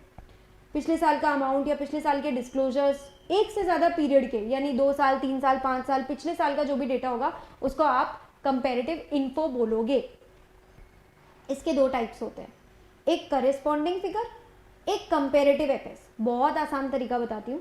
जब भी आपने इंटीग्रल पार्ट की तरह बनाया है पिछले साल के इन्फो को, मतलब वो चिपक के करंट ईयर के डेटा के साथ ही आता है, हमेशा इसे करंट पीरियड के साथ ही पढ़ना है, तो इसे करेस्पॉन्डिंग फिगर बोलोगे। This is compulsory by law. Just like companies act के शेड्यूल 3 में मैंडेटरी है 2 साल का डेटा एक साथ बोलना, एक साथ बताना। आपको हर कंपनी की बैलेंस शीट जो दिखेगी उसमें 2 साल का डेटा एक दूसरे के साथ चिपक के ही आता है। उसका रीजन बेटा करेस्पॉन्डिंग फिगर है। लेकिन ऐसा पार्टनरशिप में तो नहीं होता। सोल प्रोप्राइटर या पार्टनरशिप फर्म में आप अपनी खुद की इच्छा से कंपैरिजन के लिए बनाते हो 2 साल का डेटा, 3 साल का डेटा, लॉ ने नहीं बोला आपको बनाने, तो that place becomes comparative FS. एक जगह बनी है आपकी करेस्पॉन्डिंग फिगर, एक जगह बनी है आपकी कंपेरेटिव एफएस। करेस्पॉन्डिंग फिगर के अंदर क्योंकि ऑलरेडी अज्यूम्ड होगा कि पिछले साल के साथ इस साल का डेटा आएगा ही आएगा, इस साल के साथ पिछले साल का डेटा आएगा ही आएगा, ऐसा सब मान के ही चलेंगे। इसलिए आपको कभी भी अपने ओपिनियन पैरा के अंदर में मेंशन नहीं करना पड़ेगा पिछला साल। हम 2023 की ऑडिट करते करते कंपनीज में कभी नहीं बोलते कि हमने 2022 की ऑडिट करी है, क्योंकि 23 के साथ 2022 के फिगर्स अटैच्ड आएंगे, ये सबको पता होता है। तो इसमें सिर्फ करंट पीरियड की रेफरेंस होती है। जबकि इस साइड अगर आप आओगे करेस्पॉन्डिंग में, अब मुझे पार्टनरशिप फर्म का ऑडिटर रखा है, तो मुझे क्या पता 5 साल की ऑडिट करवाएंगे, 6 साल की कराएंगे, 10 साल की कराएंगे, क्योंकि किसी को पता नहीं होता। तो सपोज 2023 के साथ आपने 22, 21, 20, 19 सबका ऑडिट किया है, तो आपको ओपिनियन पैरा में जहाँ पे आप डेट डालते हो, पीरियड कवर डालते हो, ये जगह पे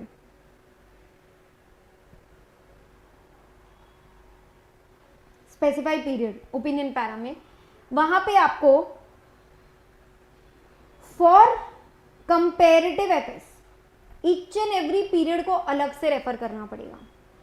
ठीक है, इसमें आपको टोटली हर साल की रेफरेंस डालनी पड़ेगी। अब मैं आपको बताती हूं कि हम ऑडिट प्रोसीजर्स करके इनको चेक कैसे करते हैं, क्योंकि पिछले साल का डेटा है। तो सबसे पहले तो देखो कि क्या आप जिस भी कंपनी के या सोल प्रोप्राइटर के या किसी के भी ऑडिट में लगे हो, क्या उसमें कंपेरेटिव इन्फो है। अगर है तो क्या इसे प्रॉपरली क्लासिफाई कर दिया करेस्पॉन्डिंग फिगर्स और कंपेरेटिव एफएस में। क्या ये पिछले साल के फिगर्स से मैच करता है, क्योंकि कैरी फॉरवर्ड ब्रॉड फॉरवर्ड बराबर होना चाहिए, अकाउंटिंग पॉलिसी कंसिस्टेंटली होनी चाहिए, इसमें कोई चेंज है तो डिस्क्लोज हो जाना चाहिए। ये सेकेंड पॉइंट तो हु बहू 510 ओपनिंग बैलेंसेस जैसे ही हैं। अगर आपको कोई डाउट है, मटेरियल मिसस्टेटमेंट आपको लग रही है मिलेगी इसके अंदर में, तो और ऑडिट प्रोसीजर्स करो, सब्सिक्वेंट इवेंट्स भी चेक करो, रिटन रिप्रेजेंटेशन मांग लीजिए सारे पीरियड के बारे में, और किसी स्पेसिफिक रिटन रिप्रेजेंटेशन भी आप मांग सकते हो फॉर प्रायर पीरियड आइटम जिसमें कोई गड़बड़ थी। तो ये हो गए आपके ऑडिट प्रोसीजर्स कि इनको ऑडिट कैसे करते हैं। फाइनली आ जाते हैं अपन इनकी रिपोर्टिंग पर। जैसे कि मैं आपको बता चुकी थी कि करेस्पॉन्डिंग फिगर में 2023 के साथ कभी 2022 मत जोड़िएगा, लेकिन इसके कुछ एक्सेप्शन है। पहला एक्सेप्शन, अगर प्रायर पीरियड पिछले साल की जो थी 2022 की ऑडिट रिपोर्ट मॉडिफाइड थी और वो आज भी अनरिजॉल्व्ड है और उसका असर आज भी एफएस पर पड़ रहा है, तो आपको करंट पीरियड भी मॉडिफाई करना पड़ेगा। लेकिन ओपिनियन पैरा नहीं, बेसिस ऑफ ओपिनियन पैरा के अंदर आप 2 साल का ईयर मेंशन करोगे। मटेरियल मिसस्टेटमेंट पिछले साल थी, पर पिछले साल आपने गंदी रिपोर्ट इशू नहीं करी थी। पिछले साल तो अनमॉडिफाइड ओपिनियन ही था, आपको गलती ही इस साल दिखी है। तो प्रायर पीरियड का मटेरियल मिसस्टेटमेंट था, आज भी है, और करंट पीरियड को मटेरियली मिसस्टेट कर रहा है, तो आप क्वालिफाइड या एडवर्स करंट अफेयर्स को भी करोगे। ये हो गए इसके एक्सेप्शन। तो यहाँ पे तो आप हमेशा ही रेफरेंस देते हो, यहाँ पे आप जब ये 2 केसेस होंगे केवल तब रेफरेंस दोगे। अगर आपका ओपिनियन है प्रायर पीरियड पे जो करंट पीरियड से डिफर करता है, तो इसका डिफरेंस का रीजन भी आप ओएमपी पैरा में डालोगे। ओएमपी पैरा में इसलिए डाल रहे हो क्योंकि ऑडिट के रिलेटेड कोई भी इंफॉर्मेशन यूजर को देनी है तो वो सिर्फ ओएमपी पैरा में ही दे सकते हैं। अब आ जाते हैं, अगर प्रायर पीरियड एफएस जिसकी हम बात कर रहे हैं 2023 की ऑडिट में 2022 is a prior period FS, तो यार वो 2022 में भी तो ऑडिट हुई होगी या फिर वो अनऑडिटेड पड़ा होगा। देखिए अगर वो अनऑडिटेड पड़ा है तो चुपचाप ओएमपी में लिख देना वो पिछले साल अनऑडिटेड था, 510 के ओपनिंग बैलेंस वाला, तो आप रूल अभी भी लगाओगे ही। पर अगर पिछले साल की ऑडिट करी थी किसी और ने, यानी प्रेडेसेसर ऑडिटर था, तो अदर मैटर पैरा 706 में क्या क्या लिखोगे? सबसे पहले कि मैंने नहीं करा था ऑडिट, किसी और ने करा था, उसने जो ओपिनियन दी थी और उसकी डेट, बस करेस्पॉन्डिंग फिगर में इतना ही बताना है। पर अब देखिए कंपैरेटिव एफएस में तो आपको भी काम दे दिया 2022 का, उसके पास भी 2022 का काम था, आपके पास भी है, तो इसमें काम ज्यादा होगा ना कंपैरेटिव एफएस में। तो कंपैरेटिव एफएस में आपको 2022 के लिए क्या करना पड़ेगा? मटेरियल मिसस्टेटमेंट प्रेडेसेसर तक पहुंचवानी पड़ेगी। कैसी गलती है जो प्रेडेसेसर ने नहीं ढूंढी थी, आपने ढूंढी थी, तो आप मैनेजमेंट को बोलोगे एक काम करिए, जाइए उस प्रेडेसेसर ऑडिटर को इन्फॉर्म करवाइए, आप भी एफएस अमेंड करिए, और अगर प्रेडेसेसर नई ऑडिट रिपोर्ट देने को तैयार है तो फिर मैं तो पुरानी रिपोर्ट पे, मैं तो पुराने पीरियड पे कमेंट नहीं करूंगा, मैं करंट पीरियड पे ही कमेंट करूंगा। इसके साथ आपका जो चैप्टर 8 है, हमने लगभग 50 मिनट्स के अंदर में इसका पार्ट 1 पूरा कवर कर लिया है जो मेन पार्ट था। Now we are left with 1, 2, 3 and 4 areas. ये कुछ सिंगल पेजर एरियाज हैं जिनके बारे में हम डिस्कशन करेंगे, and then the second most important area becomes CARO. तो एक इनका कंबाइंड पार्ट 2 इसी प्लेलिस्ट में आपको मिल जाएगा, चैप्टर 8 पार्ट 2 के नाम से। All the best, bye bye, take care, do let me know कि आपको अब अगला कौन सा चैप्टर रिवाइज करना है, एंड कोई भी डाउट लगे, कोई भी क्वेरी लगे तो कमेंट जरूर करें। Thank you, bye bye, take care. Hello everyone, this is CA Payal Shrimal from विनॉर्मिक एजुकेशन, और हम लोग इंटर ऑडिट मैराथन रिवीजन में चैप्टर 8 को 2 हिस्सों में कवर कर चुके थे। फर्स्ट हिस्से में पार्ट 1 में हमने पूरी 700 सीरीज कवर कर ली है, और पार्ट 2 यानी इस वीडियो में हम कवर करने वाले हैं चैप्टर 8 के सारे ही बचे हुए मिसलेनियस टॉपिक्स, यानी ऐसे 299 का जॉइंट ऑडिट, कारो, branch office and companies act का सिर्फ एक सेक्शन 143, उसके भी कुछ हिस्से। तो शुरू करते हैं सबसे पहले 299 जॉइंट ऑडिट के साथ। क्या होता है joint audit? Joint audit is exactly like it's name. जब 2 ऑडिटर्स साथ मिलकर काम करते हैं, अपने सारे रिसोर्सेज इकट्ठा कर लेते हैं, यानी अपनी टीम इकट्ठा कर लेते हैं, लोग इकट्ठा कर लेते हैं, समय इकट्ठा कर लेते हैं। अच्छा, अपना अपना फील्ड ऑफ एक्सपर्टीज होता है, कोई किसी फील्ड में अच्छा है, कोई किसी फील्ड में अच्छा है, उसको इकट्ठा कर लेते हैं। एक से ज़्यादा ऑडिट फर्म जब ऐसा साथ में करती है, 2 फर्म, 3 फर्म, 4 फर्म, जैसी भी नीड हो, उसे कहते हैं आपका जॉइंट ऑडिट। अब जॉइंट ऑडिट के फायदे क्या है? सबसे पहला फायदा जॉइंट ऑडिट का ये होगा कि सब अपनी अपनी एरिया के एक्सपर्ट्स होते हैं, तो आप सबकी एक्सपर्टीज इस्तेमाल कर पाओगे। अब जब काम जो एक इंसान करेगा तब उसको ज़्यादा टाइम और मेहनत लगेगी, और जब वो बढ़ जाएगा लोगों में तो वर्कलोड भी कम हो जाएगा। आप अपने क्लाइंट को सर्विस भी ज़्यादा अच्छी दे पाएंगे, वो भी कम पैसों में, और परफॉर्मेंस की क्वालिटी बेहतरीन हो जाएगी। एक दूसरे से पूछ सकते हैं कहीं अटक गए तो, स्टाफ भी एक दूसरे का यूज़ भी कर रहे हैं, और ट्रेनिंग वगैरह भी साथ में दोनों की हो पाएगी। तो स्टाफ को अगर सिखाना है कि ऑटोमेटेड टूल्स की ऑडिट कैसे होती है, उसके लिए कोई सेमिनार रखा, तो दोनों फर्म के एक साथ ही बैठ जाएंगे, तो खर्चा भी कम लगेगा, और एक में एक को सीखकर एक हेल्दी कंपटीशन जैसा माहौल भी रहता है कि ये अच्छा कर रहा है तो मैं भी अच्छा करूं, तो हेल्दी कंपटीशन मेंटेन होता है। अब फायदा ये है कि जब एक से ज़्यादा कंट्रीज में कोई बिजनेस फैला हुआ है, तो आप लोकल फर्म्स के साथ जॉइंट ऑडिट कर सकते हो। मतलब उस पर्टिकुलर कंट्री की एक सीए फर्म आपने ले ली और एक आप हो गए इंडिया की फर्म, तो वहाँ के लोकल लॉज तो उस फर्म को ज़्यादा बेटर पता होंगे ना, तो आप वो वाला बेनिफिट उसका ले पाओगे। तो ये तो फ़ायदे थे, लेकिन काम बांट दोगे तो पैसा भी तो बटेगा ना। यानी जॉइंट ऑडिट के फ़ायदों के साथ साथ नुकसान भी होते हैं। वेरी सिंपल, जहाँ फ़ायदा है वहाँ नुकसान भी है। सबसे पहला नुकसान, पैसा शेयर हो जाएगा बाबू। सेकेंड, साइकोलॉजिकल प्रॉब्लम, अपन को अपन एज राइट लगते हैं। सुपीरियोरिटी कॉम्प्लेक्स में ये आ जाता है कि एक फर्म में ज़्यादा एम्प्लॉयज़ होंगे, ज़्यादा रिसोर्सेज होंगे, एक फर्म दूसरी फर्म से बड़ी होगी, और जो फर्म बड़ी होगी वो खुद का बड़प्पन भी दिखाएगी, चलाएगी भी कि अपन का ही जलवा इधर, तो सुपीरियोरिटी कॉम्प्लेक्स आ सकता है। कोऑर्डिनेशन प्रॉब्लम हो सकता है, उसने कॉल नहीं किया मैं क्यों करूं, यानी दो लोगों का आपस में जो कोऑर्डिनेशन इशू होता है वो हो सकता है। काम किसने किया, किसकी लायबिलिटी होगी, कभी कभी एक दूसरे पे ब्लेम गेम चल सकता है। और सबसे गड़बड़ वाली चीज़, एक सोचेगा उसने देख लिया होगा, दूसरा सोचेगा पहले वाले ने देख लिया होगा। ऐसा करते करते कभी कभी कुछ एरियाज ऑडिट के छूट ही जाते हैं जो कोई भी नहीं देख पाता, मतलब दे गेट निगलेक्टेड। तो ये इसके नुकसान हो गए। अब अगर हम बात करें कि जॉइंट ऑडिट करना ही है तो कैसे करने का, देखिए ऑडिट का सबसे पहला हिस्सा होता है रिस्क असेसमेंट, प्लानिंग और फिर एग्जीक्यूशन यानी ऑडिट प्रोसीजर्स करना। तो आप लोग ये सब भी साथ में ही करो, मतलब जो इंगेजमेंट पार्टनर होगा और की इंगेजमेंट टीम के मेंबर्स होंगे, दोनों ही फर्म्स के, वो इन्वॉल्व होंगे, साथ ही में स्ट्रैटेजी बनाएंगे और साथ ही में प्लान बनाएंगे। तो जो आपका स्ट्रैटेजी वाला आंसर है, scope, timing, direction, NTA of resources, वो एग्जैक्टली सेम बैठता है इधर। यानी जॉइंट ऑडिट प्लान में क्या क्या आ गया आपका, एक आता है स्कोप, साथ में मिलकर के डिवाइड कर लेना कौन क्या काम करेगा और कौन सा काम सबको साथ में करना है, यानी कॉमन ऑडिट एरिया। फिर टाइमिंग में हम ये डिसाइड करते हैं कि रिपोर्ट कब करना है, बात कब करनी, कम्युनिकेट कब करना है टीसीडब्ल्यूजी को, टीम को। डायरेक्शन, डायरेक्शन के अंदर में आएगा आपका इंगेजमेंट टीम के एफर्ट्स कहाँ पर जाने चाहिए, where should engagement teams efforts be located, क्योंकि ऑडिट एक ऐसी चीज़ है जिसके लिए समय हमेशा कम होता है और आपके पास टीम मेंबर्स भी लिमिटेड होते हैं और आप डेडलाइन पे काम कर रहे होते हो, तो आपको पता होना चाहिए क्या चीज़ें कितनी चेक करनी है, तो उसके लिए आप डायरेक्शन लगाओगे। देन प्रिलिमिनरी इंगेजमेंट एक्टिविटीज़, देखिए अब मेरे को सपोज कोई ऑडिट पहली बार मिल रही है तो मैं तो बैकग्राउंड भी पता करूँगी ना उस फर्म का, काम क्या होता है, कैसे करते हैं। और जब मैं प्रिलिमिनरी एक्टिविटीज़ कर रही होंगी तभी भी मुझे कुछ ऐसी बातें पता चल जाएगी जो मुझे सारे ऑडिटर्स के साथ शेयर करनी लगेगी। या फिर हो सकता है मैंने ऐसी कोई इंडस्ट्री की ऑडिट पहले भी कर रखी है, तो जो मैंने अर्लियर एंगेजमेंट में ऐसा कुछ काम कर रखा है उसका बेनिफिट भी मैं टीम को पास ऑन कर सकती हूँ। या फिर जो भी रिसोर्सेज हमें यूज़ करने हैं उसका नेचर, टाइमिंग और एक्सटेंट हम यहाँ नक्की कर देते हैं, कितने घंटे ऑडिट को देने हैं, कितने टीम मेंबर्स जाएंगे, कब से कब तक होने वाली है, ऑल दोज थिंग्स।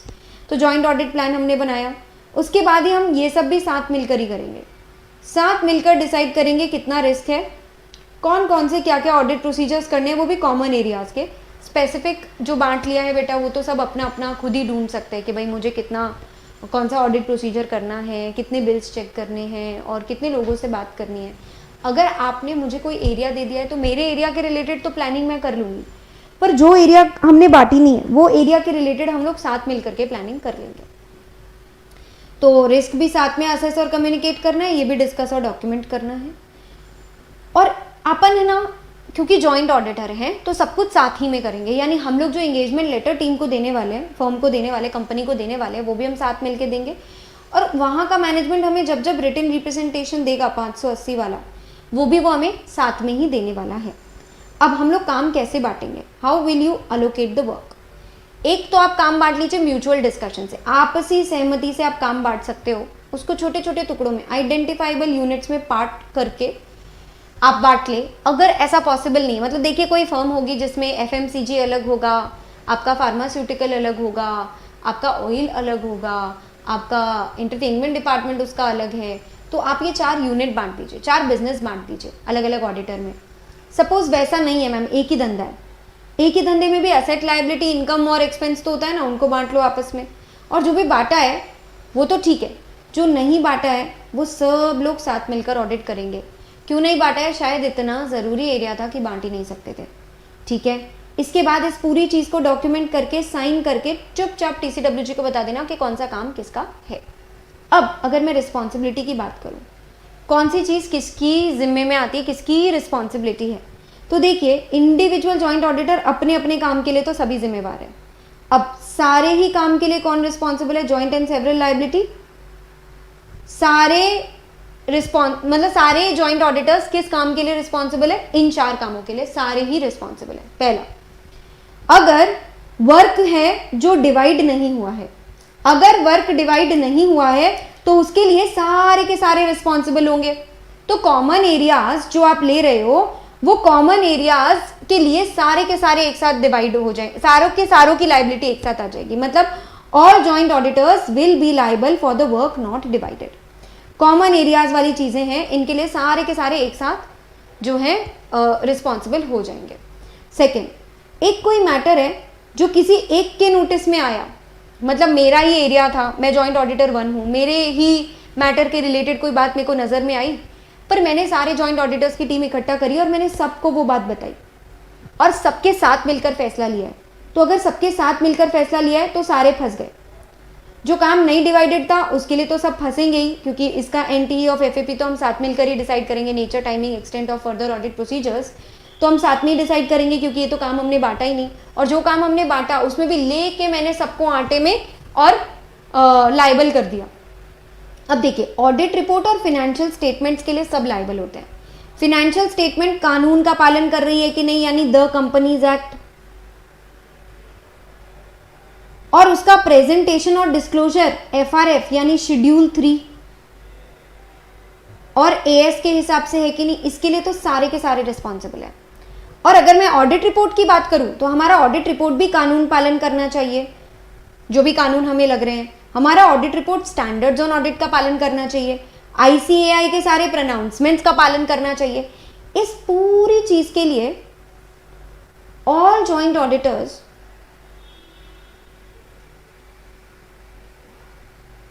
अकेले भी लायबल है, साथ मिलकर के भी लायबल है। मतलब जॉइंट लायबिलिटी भी है, सेवरल लायबिलिटी भी है।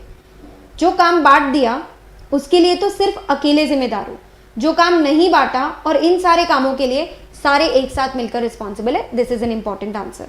हालांकि you will find the PDF जिसमें स्टार मार्क्ड टॉपिक्स होंगे, तो जो भी स्टार मार्क्ड है वो इंपॉर्टेंट है और वो एग्जाम में पूछे हुए हैं, इसलिए उनको आप और अच्छे से करके जाओगे। अब अगर कोऑर्डिनेशन की मैं बात करूं, जॉइंट ऑडिटर 1 और 2 के बीच में हमेशा कोऑर्डिनेशन होना चाहिए। मान लेते हैं जॉइंट ऑडिटर 1 के नज़र में कोई ऐसा मैटर आया जो फार्मास्यूटिकल के रिलेटेड है। अब जॉइंट ऑडिटर 1 तो एफएमसीजी की ऑडिट कर रहा था, फार्मेसी के रिलेटेड जो भी बात उसे पता चली वो तो जॉइंट ऑडिटर 2 के एरिया ऑफ रिस्पॉन्सिबिलिटी को रेलेवेंट थी, पर जरूरी था कि जॉइंट ऑडिटर 2 को वो बात पता चले, मतलब it deserved his attention. Discussion जरूरी था, जजमेंट जरूरी था, तो जॉइंट ऑडिटर 1 ने जॉइंट ऑडिटर 2 को वो बात बतानी चाहिए, वो भी बेटा राइटिंग में, prior to completion of audit. अब पछताए हो क्या, जब जमा कर दी रिपोर्ट, तो रिपोर्ट जमा करने के बाद जॉइंट ऑडिटर 1 जाके 2 को बोलेगा पता है तेरे हिस्से की बात मुझे पता थी, तो कोई काम की बात नहीं है ये। पहले बताओ, ये कोई दुश्मनी नहीं है, ये कोई जुगलबंदी नहीं है, तुम साथ मिलकर काम कर रहे हो, you are in the same team, तो आपको पहले बता देना चाहिए। देन आप कंक्लूजन और रिपोर्टिंग की बात करूँ तो वैसे तो इनको साथ में मिलकर एक ही कॉमन ऑडिट रिपोर्ट देनी चाहिए, लेकिन मान लेते हैं ये कहता है कि सब कुछ गड़बड़ है, ये एडवर्स रिपोर्ट देना चाहता है, और ये भाई साहब तो अलग ही जोन में चल रहे हैं, ये कह रहे हैं नहीं सब कुछ ठीक है, मैं तो अनक्वालिफाइड रिपोर्ट देना चाहता हूँ, मुझे तो गड़बड़ नहीं लग रही है। तो इन्हें सब कुछ ही गड़बड़ लग रहा है, इन्हें कुछ भी गड़बड़ नहीं लग रही है, तो अब ये कॉमन ऑडिट रिपोर्ट में तो दोनों बातें हम बता नहीं सकते, किस तरफ हम जाएं। इसीलिए अगर डिसएग्रीमेंट होता है तो हमने कहा है आप लोग तो भैया अपना अपना सेपरेट ऑडिट रिपोर्ट दे दो, लेकिन एक दूसरे की ऑडिट रिपोर्ट में एक ओएमपी पैरा जरूर डाल देना, अदर मैटर पैरा, जिसमें जॉइंट ऑडिटर 1 की रिपोर्ट में जॉइंट ऑडिटर 2 की रिपोर्ट का नाम होगा और 2 की रिपोर्ट में 1 का नाम होगा, ताकि जिसके हाथ जो रिपोर्ट लगे उसको ये आइडिया लग जाए कि एक और ऐसी रिपोर्ट एग्जिस्ट करती है दूसरे जॉइंट ऑडिटर की जिसका ओपिनियन अलग है। इसके साथ आपका जॉइंट ऑडिट वाला पार्ट होता है यहाँ पर फिनिश, मतलब we are done with 700 series, we are done with joint audit. Then we'll be doing CARO. क्या है ये कारो? कारो है ऑडिटर का रिपोर्ट। कौन सा रिपोर्ट? जो नॉर्मल रिपोर्ट अपन 700 में देते हैं उससे जी नहीं मानता सेंट्रल गवर्नमेंट का, वो और डिटेल चाहती है, तो उसको चाहिए एक स्पेशल रिपोर्ट। 143(11) में जो कंपनीज कवर्ड होती है केवल उन्हीं को ये एडिशनल रिपोर्ट देनी पड़ती है। सीजी और एनएफआरए ने मिलकर निकाली है ये एक स्पेशल ऑर्डर जिसके तहत कंपनी के ऑडिटर को ऑडिट रिपोर्ट के साथ साथ देनी पड़ती है एक कारो रिपोर्ट भी। इस कारो रिपोर्ट में वो 21 एडिशनल मैटर्स के बारे में डिस्कस करते हैं। 21 एडिशनल क्लॉजेस, जिसमें 21 अलग मुद्दों पर ऑडिटर अपनी रिपोर्ट बनाकर सेंट्रल गवर्नमेंट को जमा करता है, ऑडिट रिपोर्ट के पीछे अटैच भी करता है। किस किस कंपनी के केस में ये एक्स्ट्रा पनिशमेंट मिली है भाई? ऑब्वियसली बड़ी कंपनीज को हम यहाँ पर टारगेट करना चाहेंगे क्योंकि उनके बारे में सरकार और इंफॉर्मेशन चाहेगी। सो हर कंपनी और फॉरेन कंपनी को ये प्रोविजन लग रहा है। अब बात करते हैं किनको नहीं लग रहा है उनकी। ब्लैंकेट कुछ लोगों को छूट दे दी है इस एक्स्ट्रा कंप्लायंस से। ओपीसी क्योंकि वो तो अकेला है ना, स्मॉल कंपनी क्योंकि वो तो छोटी कंपनी है ना, सेक्शन 8 कंपनी क्योंकि बड़ी नेक कंपनी है, इंश्योरेंस और बैंकिंग को दी है। बट इस बार 3 तितलियों में से एक तितली रह गई। इलेक्ट्रिसिटी को एक्सेप्शन में नहीं डाला है, जिसका मतलब है इलेक्ट्रिसिटी के केस में कारो एप्लीकेबिलिटी आती है। कुछ प्राइवेट कंपनीज को भी निकाला है और सबसे ज्यादा क्वेश्चन एप्लीकेबिलिटी पे अगर बनते हैं तो वो प्राइवेट कंपनी वाले एक्सेप्शन से बनते हैं। प्राइवेट कंपनी को तभी कारो की रिपोर्टिंग नहीं देनी है जब वो किसी की भी पब्लिक कंपनी की होल्डिंग या सब्सिडियरी नहीं है, मतलब उसका कोई लेना देना नहीं है पब्लिक कंपनी से। उसका paid up share capital reserve जो है वो 1 करोड़ या उससे कम है। बोरोइंग बैंक और फाइनेंशियल इंस्टीट्यूशन से भी अगेन 1 करोड़ या उससे कम है। और रेवेन्यू जो है यानी सेल्स 10 करोड़ या उससे कम है। अब कुछ चीजों का यहाँ पर ध्यान रखते हैं हम लोग। सबसे पहले तो हर एक बैंक और हर एक फाइनेंशियल इंस्टीट्यूशन का ये लोग अलग अलग लोन दे सकते हैं क्वेश्चन में। तो मेक श्योर अगर क्वेश्चन में इन्होंने ईच वर्ड यूज किया है तो आप थोड़ा ध्यान से एडिशन करें, क्योंकि ये लोग क्या करेंगे ना, ऐसा लिख देंगे कि कंपनी के ऊपर 70 लाख का लोन है बैंक से और फाइनेंशियल इंस्टीट्यूशन ईच। तो आपको 70 + 70 मिलाओगे तो 1 करोड़ से ऊपर हो जाएगा और कारो एप्लीकेबल हो जाएगा। तो कुछ बातों का ध्यान रखेंगे आप जब एप्लीकेबिलिटी से क्वेश्चन आएगा तब। अब क्या है कि आउट ऑफ दीज 21 क्लॉजेस हम क्लॉज नंबर्स तो याद रखेंगे, प्रोविजंस भी ध्यान रखेंगे। इसके लिए हमने मार्क कर दिया है वो क्वेश्चंस को जो एग्जाम में ज्यादा पूछे गए हैं। सभी टॉपिक्स जो एग्जाम में पूछे गए हैं वो इस तरीके से येलो हाईलाइट से मार्क्ड होंगे, यानी एप्लीकेबिलिटी पे एग्जाम में क्वेश्चन आया हुआ है।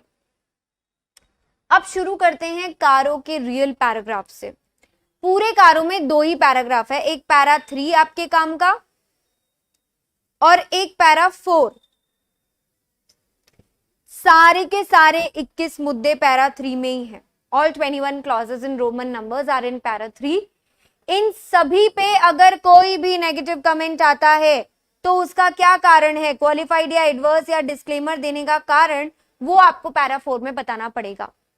अब हम शुरू करते हैं हमारे कारो के पैरा नंबर 3 के क्लॉज नंबर 1 से। ये एग्जाम में आया हुआ है इसीलिए इसे हाईलाइट किया है हमने। क्लॉज 1 प्रॉपर्टी प्लांट इक्विपमेंट के बारे में एक्स्ट्रा डिटेल ऑडिटर क्या बताएगा?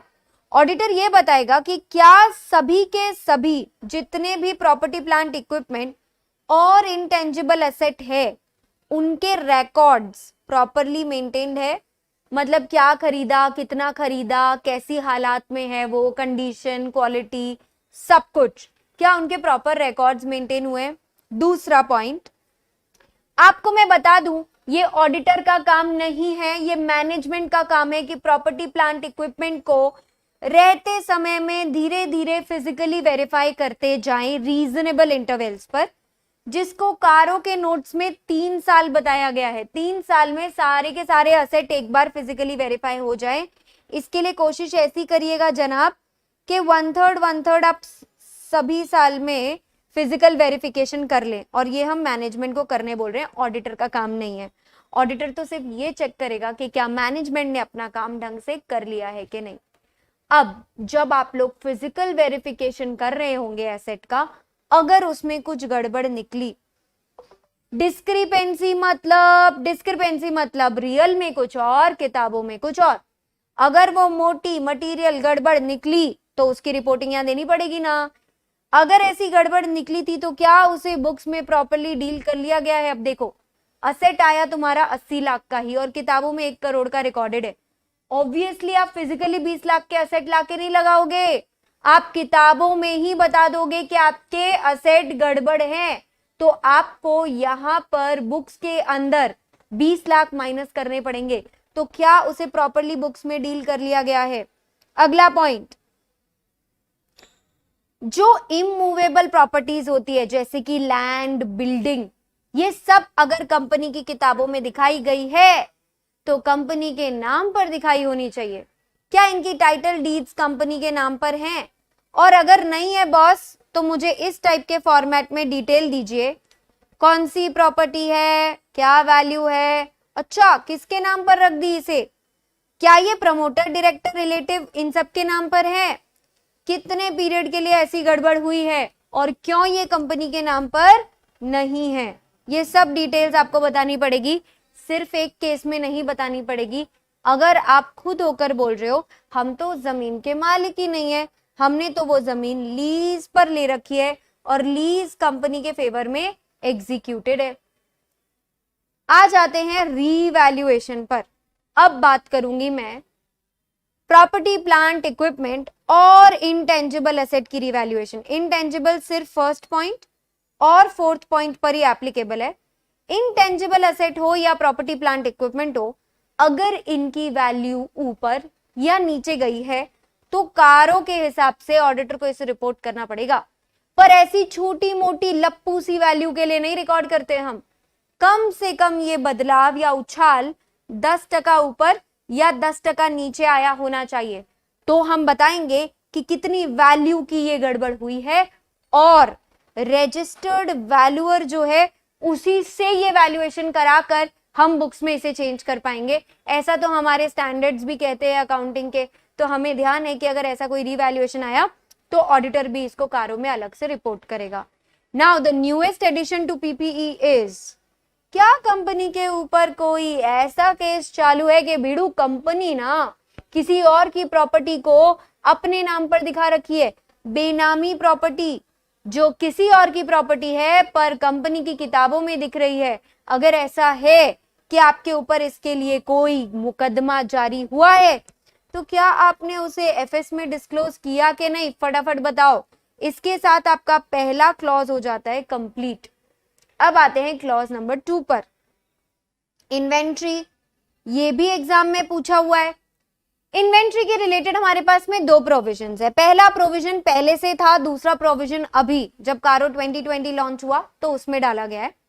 देखिए, जिस प्रकार हम प्रॉपर्टी, प्लांट, इक्विपमेंट का फिजिकल वेरिफिकेशन लेते हैं ना, उस प्रकार इन्वेंट्री का भी फिजिकल वेरिफिकेशन मैनेजमेंट लेता है।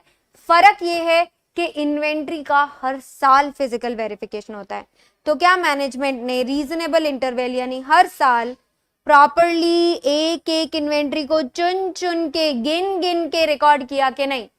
उसका पीरियड ऑफ कवरेज और प्रोसीजर गिनने का क्या ऑडिटर को बढ़िया लगा कि नहीं? और अगर गड़बड़ मिली, आप ध्यान से सोचिए, ऐसा सेम पॉइंट तो हम ऊपर पढ़कर आए हैं, लेकिन यहां पर मटेरियल डिस्क्रिपेंसी होने पर बताना था, यानी ऑडिटर के ऊपर छोड़ दिया था कि ऑडिटर को जो मटेरियल लगे ऑडिटर उसे रिकॉर्ड करेगा। पर इन्वेंट्री की केस में ये रिस्क लिया ही नहीं उन लोगों ने। इन्वेंट्री की केस में उन्होंने क्लियरली कर दिया कि डिस्क्रिपेंसी अगर 10% या उससे ज्यादा है तो रिपोर्ट करना है, ऑडिटर को अपनी मर्जी से करने नहीं बोला है। How is it dealt in the books of accounts? ये फिजिकल वेरिफिकेशन के टाइम पर अपन को ध्यान रख लेना है कि क्या डिस्क्रिपेंसी 10% या उससे ज्यादा की है और क्या उसे किताबों में डील कर लिया गया है कि नहीं। यहां पर मटेरियल वाला कॉन्सेप्ट नहीं है। अब मैं इन्वेंट्री के दूसरे कॉन्सेप्ट पर आती हूं, वर्किंग कैपिटल लोन। क्या बैंक और फाइनेंशियल इंस्टीट्यूशन ने इन्वेंट्री गिरवी रखने पर, डेटर्स गिरवी रखने पर हमारी कंपनी को 5 करोड़ से ज्यादा का वर्किंग कैपिटल सीसी प्रोवाइड किया है कि नहीं। अगर किया है तो उसके क्वार्टरली रिटर्न्स हमें बैंक के पास फाइल करने पड़ते हैं। ये मन घड़ंत नहीं होने चाहिए, ये बुक्स ऑफ अकाउंट से अग्रीमेंट में होने चाहिए। अगर ये बुक्स ऑफ अकाउंट से अग्री नहीं करते हैं तो हमें इसकी डिटेल्स यहां पर दिखाने की जरूरत है पॉइंट नंबर 2 में। ये दोनों फर्स्ट और सेकंड दोनों एग्जाम में पूछे हुए, यहां तक कि थर्ड वाले से भी एग्जाम में क्वेश्चन आया हुआ है। Loans, advances, investment, guarantee, security के रिलेटेड पॉइंट है। एक चीज क्लियर कर दूं, ये लोन्स एडवांसेस हमने यानी कंपनी ने दिए हैं, लिए नहीं। Loans advances, guarantee, security company ने अगर दिया है तो उसका टोटल अमाउंट और बैलेंस शीट डेट पर कितना आउटस्टैंडिंग है इसके दो हिस्से कर दो। सब्सिडियरी, एसोसिएट, जॉइंट वेंचर को जो दिया वो एक तरफ बताइए, बाकी पार्टीज को जो दिया वो एक तरफ बताइए। अब अगला जो पॉइंट है आप देख सकते हैं, लोन्स एडवांसेस इन्वेस्टमेंट्स को भी लग रहा है और गारंटी सिक्योरिटी को भी लग रहा है। क्या टर्म्स एंड कंडीशंस जो भी थे कंपनी के ये इन्वेस्टमेंट करने के, लोन्स एडवांस देने के, कहीं ये कंपनी के हित के खिलाफ तो नहीं? क्या ये कंपनी को नुकसान तो नहीं दे रहे? बचे हुए सारे पॉइंट सिर्फ लोन्स एंड एडवांसेस के हैं और loans and advance he exam point of view से ज्यादा इंपॉर्टेंट है। अब जब कंपनी लोन्स या एडवांस किसी को देती है तो ये तो अपन सोचेंगे ना कि पैसा कब वापस आएगा, तो क्या शेड्यूल ऑफ रीपेमेंट पहले बनवा लिया था? उस हिसाब से वसूली बराबर हो रही है कि नहीं? Are the receipts regular? अच्छा, पैसे नहीं आ रहे, ऐसा कौन सा पैसा है जो 90 दिन से भी ज्यादा ओवरड्यू है? अमाउंट बताइए। और जनाब आप क्या कर रहे हैं ये पैसा वापस लेने के लिए? स्टेप्स फॉर रिकवरी बताइए।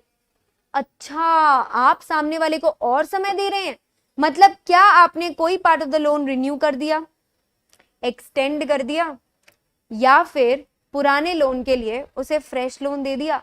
अगर आपने ऐसा कुछ किया है और आप यही हरकतें करते रहते हैं तो एक काम करिए, हमें टोटल अमाउंट बताइए और टोटल लोन का कितना प्रतिशत ऐसा है जो आप माफ कर देते हैं, एक्सटेंड कर देते हैं, रिन्यू कर देते हैं फालतू का।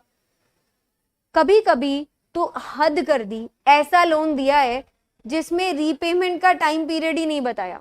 वाह भैया, मौज कर दी, मतलब कल भी मांग सकते हैं, परसों भी मांग सकते हैं और 10 साल तक न मांगे तो मिलेगा भी नहीं। तो हम तो ये जानना चाहते हैं कि ये बिना एक्सपायरी डेट वाला लोन आपने तने घर वालों को कितना दिया है वो बताओ, प्रमोटर और रिलेटेड पार्टी को। इनको तो मजे आ गए, फिर आपने इनको डेडलाइन ही नहीं बताई, तो ऐसा लोन इनको कितना दिया है वो भी बता देना हमें। तो ये हुए हमारे 3 क्लॉजेस कारों के। अब बात करते हैं हमारे अगले क्लॉज की कारों के। Next clause is loans, investment, guarantee, security. क्या हमारे लॉ के आगे वाले सेक्शंस फॉलो करते हैं 185 और 186? देखिए 185 और 186 दोनों में रोक टोक है। लोन कितना दे सकते हैं, किसको दे सकते हैं, किन कंडीशंस के बशर्ते दे सकते हैं, रेजोल्यूशन पास कराना पड़ेगा। पर मजे की बात, क्योंकि इंटर में आपके सिलेबस में 185 और 186 ही है ही नहीं, इसलिए एग्जाम में ऐसे क्लॉजेस पूछने के चांस बहुत कम हो जाते हैं, क्योंकि आपको तो इतना ही याद करके जाना है, इसीलिए ये पूछा भी नहीं गया है।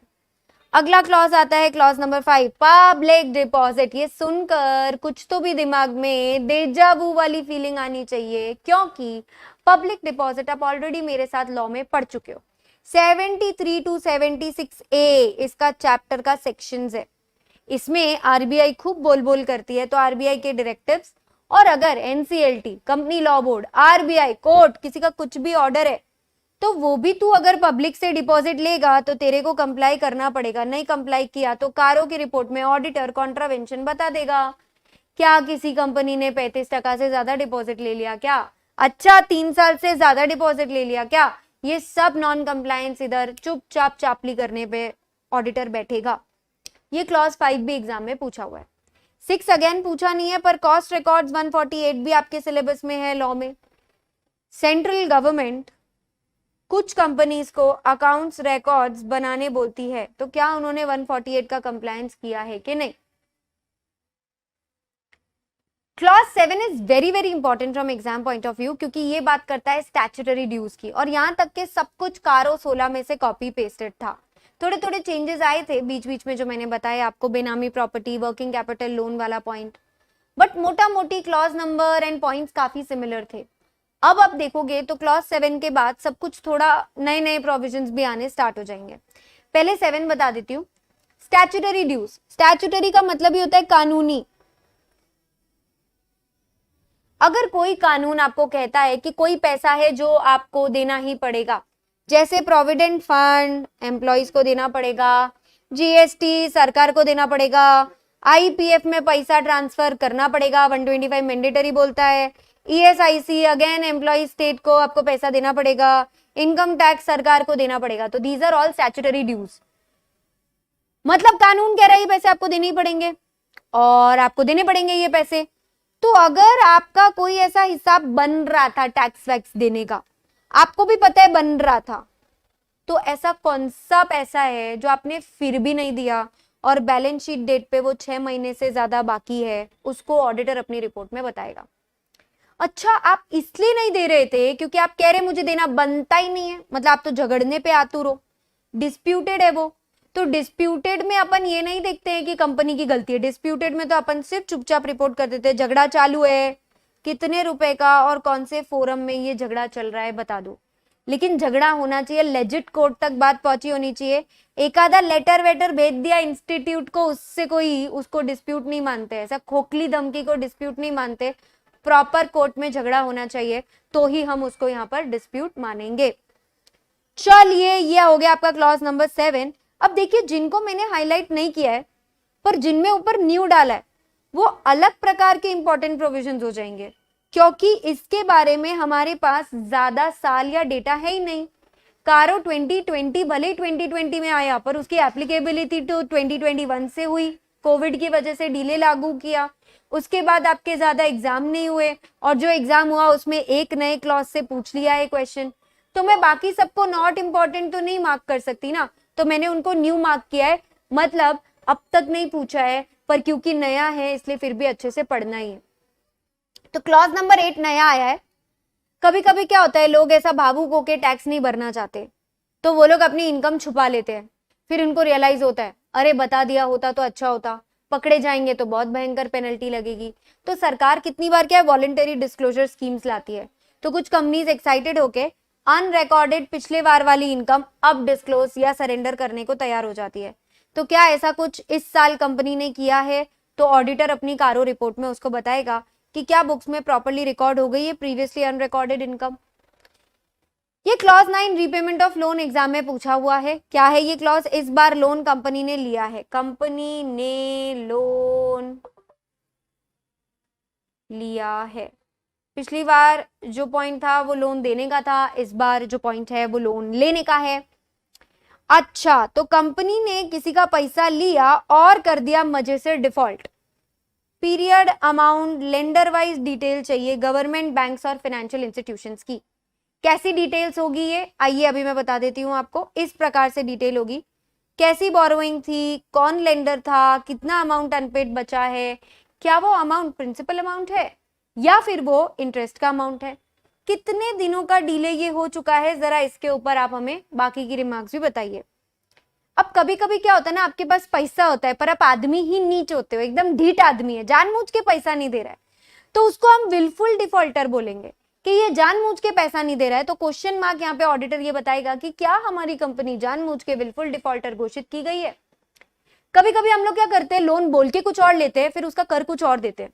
तो क्या हमने लोन लेकर टर्म लोन को डिफरेंट पर्पस के लिए अप्लाई किया है, तो उसका अमाउंट और कौन सा नया पर्पस, किधर से अपन एक नया पर्पस लेकर आए हैं वो अपन को बताना पड़ेगा। ये तो बहुत ही गजब किस्म की कंपनियां होती है जो पैसा लेती शॉर्ट टर्म के लिए, उसको लगाती लॉन्ग टर्म पर्पस पे, फिर बोलते हाय अम्मा डूब गए। तो डूबोगे नहीं तो क्या होगा? क्या आप भी हैं वो जिसने शॉर्ट टर्म लोन लेकर उसे लॉन्ग पर्पस के लिए यूज किया है? तो ऐसे में ऑडिटर आपकी कंप्लेन इधर कर देगा। कभी कभी क्या होता है ना, हमारे बच्चे हैं कंपनी के, जॉइंट वेंचर, सब्सिडियरी, एसोसिएट, हम लोग उनके लिए लोन मांगने जाते हैं। मेन कंपनी, होल्डिंग कंपनी, बाप कंपनी जो है अपने बच्चों के लिए लोन लेने जाती है, तो हम लोग यहाँ रिपोर्ट करते हैं, कारो में ऑडिटर यहाँ रिपोर्ट करता है उसको कि जॉइंट वेंचर, सब्सिडियरी और एसोसिएट के लिए बाप ने कितना पैसा रेज किया है। और कभी कभी इतने मस्त है हम लोग, इन्हीं बच्चों को गिरवी रख के आ जाते हैं खुद के लोन के लिए। मतलब मेरी कोई सिक्योरिटी है, मेरी जॉइंट वेंचर में, सब्सिडियरी में, एसोसिएट में क्या मैंने उसे गिरवी रखा है और गिरवी रखकर लोन लिया है, तो उसकी डिटेल मुझे यहाँ पे बतानी पड़ेगी। और अगर मैंने कोई डिफॉल्ट किया है तो वो भी मुझे यहाँ पे बताना पड़ेगा। ये हो गया मेरा clause 9 which has also been asked in exam. Clause 10 again asked in exam. पैसा रेज किया है, इस बार दोनों को क्लब कर दिया। कारो 2020 में, पहले 16 में अलग अलग प्रोविजन हुआ करते थे, खैर गया 16, अपने को 20 की बात करनी है। जो पैसा रेज किया है अपन ने कारों में, कैसे रेज किया यार? या तो मैं पब्लिक से पैसा लेके आई हूँ, आईपीओ एफपीओ से, जिसमें सिर्फ शेयर्स नहीं, debentures also, any debt securities also included, या फिर मैं 42 का प्राइवेट प्लेसमेंट करूंगी। दोनों तरीकों में क्या मैंने जिस पर्पस के लिए पैसा लिया था, have I utilised it for any other purpose? देखिए ध्यान रखिए, प्राइवेट प्लेसमेंट में आपका 42 और राइट इशू 62 ये दो अप्लाई होता है। पब्लिक इशू वाला जो सेक्शन होता है ना, दैट इज 23 से 41। प्रोस्पेक्टस चैप्टर की बातें हम कर रहे हैं। अगर मैंने पैसा लिया था कुछ और बोल के और यूज उसे किसी और पर्पस के लिए था, कारों में ऑडिटर कंप्लेन कर देगा। कभी कभी हम डीले करते हैं, मतलब जिस पर्पस के लिए बोला था ना, उस पर्पस के लिए न यूज करके उसे एक बार तो किसी और पर्पस के लिए यूज करते, फिर उसको रेक्टिफाई करते हैं। तो पूरा डिटेल देना पड़ेगा अमाउंट का, कैसा नॉन कंप्लायंस था, क्या पर्पस बोल के लिया था, क्या पर्पस के लिए यूज कर लिया, फुल चापली देनी पड़ेगी। Now this clause number 11 is very very important, क्योंकि फ्रॉड किसी भी आंसर में हो और वो ऑडिट का आंसर हो, तो हम लोग ऐसे 240 तो यूज करते ही है, हम लोग 143.12 की रिपोर्टिंग भी करते ही हैं, और हम लोग कारो का 11 भी कोट करते हैं। So we have too much material fraud के आंसर के लिए। पर एक चीज बताना चाहती हूँ, यहाँ पे कौन सा फ्रॉड कवर हुआ है, by the company, on the company, दोनों। सिर्फ एम्प्लॉय फ्रॉड नहीं कवर हुआ। जैसे 143.12 बहुत नैरो था, out of that fraud 11 is too huge, बस एक ही डिफरेंस है दोनों में। 143.12 में ऑडिटर कंप्लेन कर रहा है गवर्नमेंट को, अगर उसे हल्का सा शक है किसी फ्रॉड पे तो भी। पर in order to include something in your audit report, you have to be very very sure. मतलब आप यहाँ पर सिर्फ और सिर्फ वही रिपोर्ट कर सकते हैं जो नोटिस या रिपोर्टेड है, मतलब already management knows about that fraud. बेटा ये सस्पेक्टेड फ्रॉड नहीं चलेगा, यहाँ पे आपको शक है तो कोई बात नहीं, घर पे रखो उसको, कारों में मत बताओ। कारों में केवल नोटिस्ड और रिपोर्टेड फ्रॉड का ही नेचर और अमाउंट दोनों आएगा। फ्रॉड के बारे में एक और चीज, ऑडिटर ने अगर विसल ब्लोअर कंप्लेन कंसिडर किया है कि नहीं, ऑडिटर खुद की रिपोर्ट भी यहाँ पे देता है फ्रॉड वाले प्रोविजन के अंदर। अब निधि कंपनी है, क्योंकि निधि कंपनी वैसे तो आपका 406 सेक्शन है, आगे का सिलेबस हो गया, तो इतना कुछ डिटेल उसका है नहीं, अभी तक पूछा नहीं है इसलिए। पर अगर कभी पूछ ले तो निधि कंपनी के बारे में ये ध्यान रखना है कि इसकी कुछ शर्तें। निधि कंपनी कैसे चलता है? चिटफंड कंपनी की तरह चलता है कि अपने मेंबर्स से ही डिपॉजिट लेते हैं और अपने मेंबर्स को ही लोन देते हैं। तो इनका खुद का लगाया हुआ पैसा वर्सेस इनका मांगा हुआ पैसा डिपॉजिट वाला, इसका रेशियो 1:20। तो ये कैसे कैलकुलेट करते हैं? ये लोग नेट ओन फंड्स को ऐसे कैलकुलेट करते हैं कि भाई टोटल आपका इक्विटी का पैसा और अब तक का इकट्ठा किया हुआ रिजर्व्स में से अब तक के लॉसेस और इंटेंजिबल्स माइनस कर दो। और डिपॉजिट कैसे कैलकुलेट करते हैं? वही एफडी, रेकरिंग और सेविंग्स तीनों को जोड़ लेंगे। आपके बिना गिरवी वाले डिपॉजिट कितने होने चाहिए? कम से कम 10% अनइनकम्पर्ड, यानी without charge.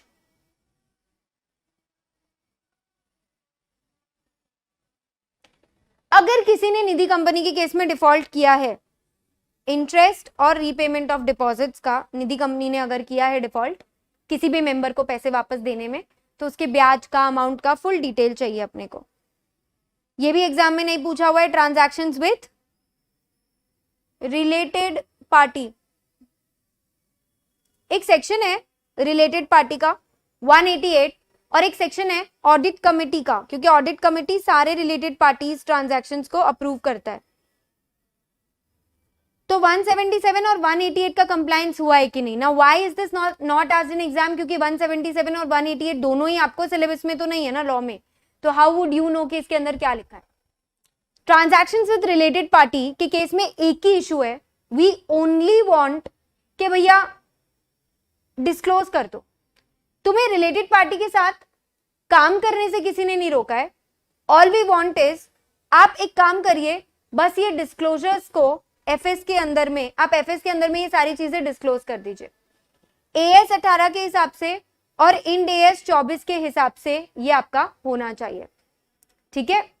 Next is clause 14 internal audit system. ये भी नया है बट ये एग्जाम में पूछ लिया गया है। तो क्या कंपनी के पास एक ऐसा इंटरनल ऑडिटर है जो कंपनी की साइज और कंपनी के काम के नेचर के हिसाब से कमेंस्यूरेट है, बराबर है। तो कंपनी भी क्या है ना, अपनी टीम के हिसाब से देखकर एक इंटरनल ऑडिट सिस्टम रखती है। तो हर कंपनी को मैंडेटरी नहीं है ये, तो 138 के हिसाब से हमें देखना पड़ेगा। 25, 50, 100, 200 ये लिमिट्स अपन देखते हैं, लिस्टेड को तो रखना ही पड़ता है। तो लॉ के 138 के हिसाब से अगर कंपनी को रखना था तो क्या कंपनी ने इंटरनल ऑडिट सिस्टम रखा है और क्या वो कंपनी के साइज एंड नेचर के हिसाब से कमेंसुरेट है कि नहीं।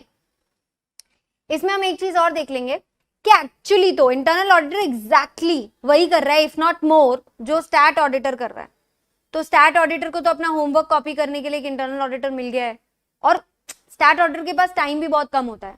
तो हमारा खुद के स्टैंडर्ड्स हमें यूज करने को बोलते हैं इंटरनल ऑडिटर का काम, हाँ, जितना जितना हमारी इंडिपेंडेंस को सपोर्ट करेगा।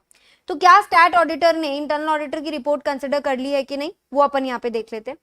अगला पॉइंट आता है clause 15 non cash transactions. Non cash transactions के केस में क्या देखना है, क्या कंपनी ने किसी डायरेक्टर या उससे कनेक्टेड पर्संस के साथ अगर कोई भी नॉन कैश ट्रांजैक्शन किया है। हो सकता है ना डायरेक्टर ने अपने फायदे की डील क्रैक कर ली हो, अपनी सस्ती कार देकर कंपनी की महंगी कार ले ली हो, ऐसा कुछ भी। तो क्या ऐसे में सेक्शन 192 कंप्लाई हुआ है क्या। अब 192 जाके कहता है मीटिंग में रेजोल्यूशन पास करवाइए, रजिस्टर्ड वैल्यूअर से वैल्यू करवाइए, तो वो सब पास हुआ है कि नहीं हुआ है। एग्जाम में अगेन इसलिए नहीं पूछेंगे क्योंकि आपको सिलेबस में आपने 192 नहीं पढ़ रखा है, दिक्कत ही वही आ जाती है। अगला क्लॉज है आरबीआई के साथ रजिस्ट्रेशन वाला। तो बहुत सारी कंपनीज को तो ये क्लॉज में ऑडिटर लिख के देगा नॉट एप्लीकेबल, क्योंकि not every company needs to be registered with RBI. No, RBI का एक सेक्शन है 45I है जिसमें बता रखा है एनबीएफसी वगैरह को लेना पड़ता है ये रजिस्ट्रेशन। अगर आप 45IA के द्वारा रजिस्ट्रेशन होने के लिए एलिजिबल थे, एलिजिबल ही नहीं आपको लेना ही पड़ता, तो क्या आपने वो रजिस्ट्रेशन ऑब्टेन कर ली है। क्योंकि कोई भी एनबीएफसी या एचएफसी बिना वैलिड सीओआर के ऑपरेट नहीं कर सकती। अगर कर रही होगी तो कारों में यहाँ पे ऑडिटर उसकी कंप्लेन कर देगा। अगर आप कोर इन्वेस्टमेंट कंपनी है, कोर इन्वेस्टमेंट कंपनीज यूजुअली 90% से ज्यादा आपके असेट सारे इन्वेस्टमेंट्स को लेकर है, तो आपका मेन काम इन्वेस्टिंग का हो गया। वैसे देखा जाए तो you don't deal in banking activities, तो आपको आरबीआई ने छूट दे रखी है, वहां रजिस्ट्रेशन नहीं रिक्वायर्ड होता है। पर आपको ये क्राइटेरिया तो फुलफिल करनी पड़ेगी ना। अगर आपके ग्रुप में एक से ज्यादा कोर इन्वेस्टमेंट कंपनीज है तो बताना पड़ेगा कितनी इन्वेस्टमेंट कंपनीज हैं जो कोर इन्वेस्टमेंट कंपनीज है। अगेन एक नया क्लॉज आता है आपके सामने, अगर इस साल में आपको कैश लॉसेस हुए हैं तो करंट फाइनेंशियल ईयर और प्रीवियस फाइनेंशियल ईयर में कितने हुए उसका अमाउंट बताओ। इसमें we need to understand only cash losses, मतलब हम डेप्री जैसे खर्चों को कंसिडर नहीं करेंगे, अमर्टाइजेशन को कंसिडर नहीं करेंगे, क्योंकि उसमें एक्चुअली हमारा कैश बाहर नहीं जा रहा ऑर्गेनाइजेशन के। एनीवेज एक और नया क्लॉज, अब तो सारे नए वाले ज्यादा आएंगे ना, क्योंकि हम लोगों के पहले कारो 2016 में 16 ही क्लॉजेस थे। अब कारो 20 जो 2021 से अप्लाई हुआ उसमें 21 क्लॉजेस है, तो जाहिर सी बात है कि ज्यादा क्लॉजेस तो अपने को पढ़ने ही है। क्लॉज नंबर 18 में आता है, क्या आउटगोइंग ऑडिटर ने अगर जाते वक्त कुछ इश्यूज डिस्कस किए थे। वैसे भी ये हमारे चार्टर्ड अकाउंटेंट एक्ट के जो शेड्यूल्स है ना उसमें मैंडेटरी बोला हुआ है कि incoming auditor needs to talk to outgoing auditor. See, it is always safe to talk to the X to find what is crazy about the organization. क्यों ये ऑडिटर X ऑडिटर बना भाई, तो आउटगोइंग ऑडिटर अपने issues, objections, concern सब raise कर देगा। Incoming auditor ने क्या ये सब कंसिडर किया कि नहीं, ऐसा अपन यहाँ पे क्लॉज 18 में देख लेंगे। क्लॉज 19 भी नया है, ऐसे में आपको सारे रेशियोज, एजिंग, सारी की सारी असेट की बेचने की कंडीशंस और खरीदने की कंडीशन सबको मद्देनजर रखते हुए ये बताना है कि क्या कंपनी की गोइंग कंसर्न पर कोई मटेरियल अनसर्टेनिटी है क्या कंपनी आने वाले 1 साल की अपनी सारी की सारी लायबिलिटी चुकाने लायक सिचुएशन में है या उसका गोइंग कंसर्न खतरे में है। Clause number 20, is about CSR section 135, जिसमें बोला है हर कंपनी को mandatory 2% of the previous 3 financial years का एवरेज जो भी 2% है वो कंट्रीब्यूट करना पड़ेगा चैरिटी में, अगर 5 करोड़, 500 करोड़, 1000 करोड़, 3 लिमिट्स है, आप किसी में हिट होते हो तो। बट ये बात है लॉ के 135 की, इसको कोने में रखते हैं।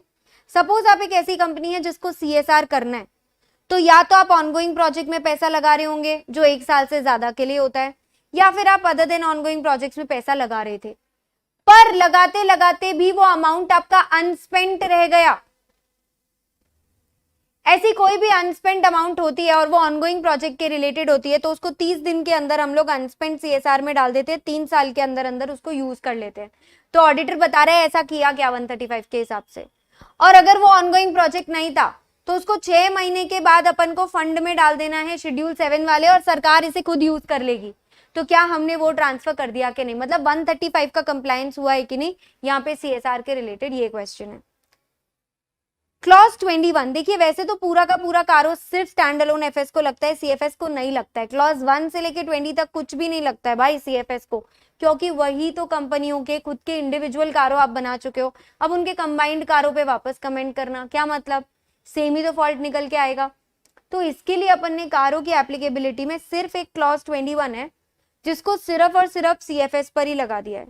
क्या है ये क्लॉज, कि जैसे मान लेते हैं 3 कंपनियों का मिला के कंसोलिडेटेड फाइनेंशियल स्टेटमेंट बन रहा है, कंपनी A, कंपनी B और कंपनी C, तो मुझे इस CFS का अलग से कारो नहीं बनाना है, मुझे इसका सिर्फ एक क्लॉज नंबर 21 बनाना है, जिसमें मैं क्या करूंगी, कंपनी A की इंडिविजुअल कारो रिपोर्ट में जो गड़बड़ निकली थी, कंपनी B की जो गड़बड़ निकली थी और C की जो गड़बड़ निकली थी, सबको एक जगह एक रिपोर्ट में कंबाइन करके लिख दूंगी।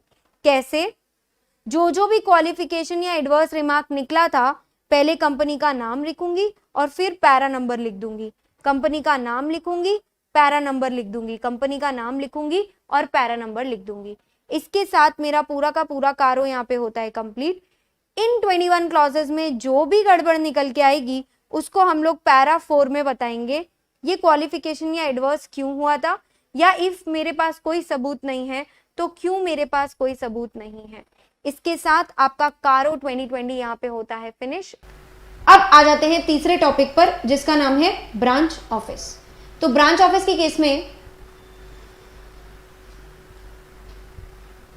कुछ रूटीन सेक्शंस है जो इन्होंने कंपनीज एक्ट से उठाए हैं।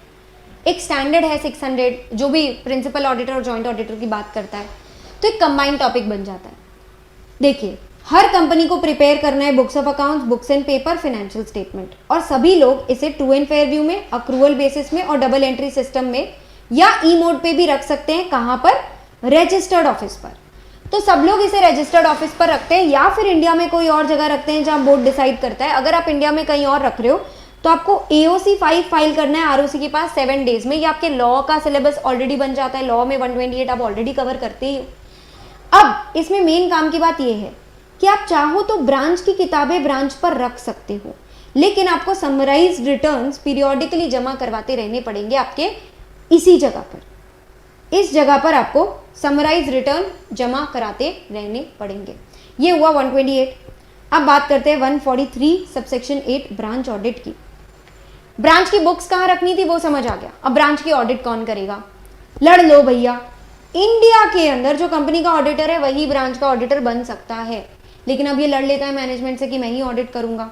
तो हम इसे क्लियर कर रहे हैं, नहीं भाई तुम अकेले ऑडिट नहीं करोगे, जरूरी नहीं है, कोई और तुम्हारे जितना क्वालिफाइड बंदा है, मतलब CA है जिसके पास COP है तो वो भी कर सकता है।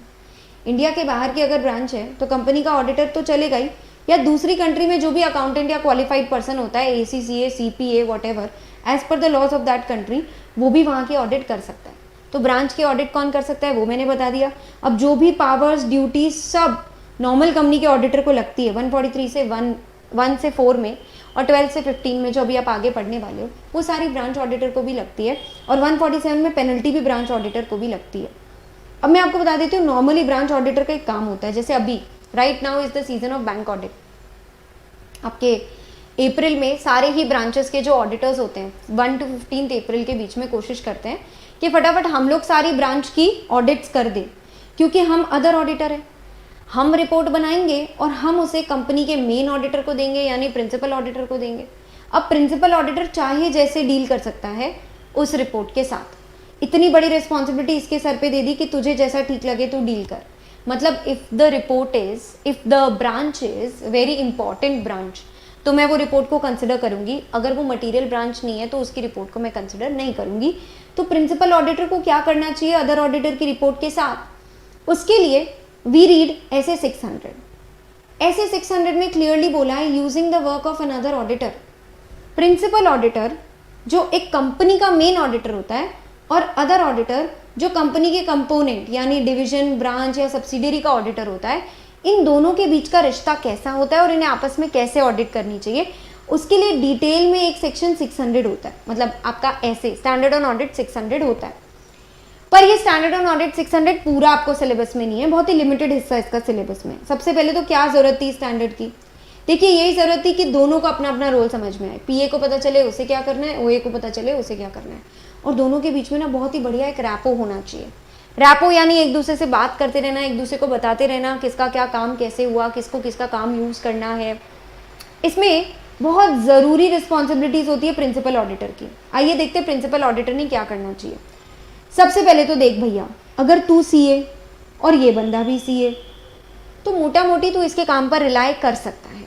अगर तुझे लग रहा है कि सामने वाला इतना बराबर नहीं है, उसने काम ढंग से नहीं किया, या फिर वो सीए ही नहीं है, तो आप विजिट कर लो वो कंपोनेंट और एग्जामिन कर लो वहाँ की बुक्स वगैरह, ठीक है। बट मोटा मोटी you can always rely on their work, जब तक कि आपको कुछ ऐसे स्पेशल हालात नहीं लग जाए। स्पेशल हालात के एक आधे एग्जाम्पल, आपको कहीं से रिपोर्ट मिली कि ये बंदा ढंग से काम नहीं कर रहा है, या आपको पता चला ये सीए ही नहीं है और फिर भी ये ऑडिट कर रहा है, ऐसे कुछ भी गड़बड़ आपको पता चली, तो आप जाके विजिट कर सकते हो। वो भी तब जब आपको ज़रूरी लगे। मतलब अगर वो ब्रांच मैंडेटरी ही नहीं, वो ब्रांच अभी क्या बोलते हैं सिग्निफिकेंट ही नहीं है, 20% से ज़्यादा उसकी इनकम ही नहीं है टोटल में, और वो मटीरियल ही ब्रांच नहीं है, या फिर वो ब्रांच अब बंद ही होने वाली है आने वाले टाइम में, तो आप ऐसे 600 मत अप्लाई करो। आप मत करो इतनी मेहनत, क्योंकि उसकी ज़रूरत ही नहीं है।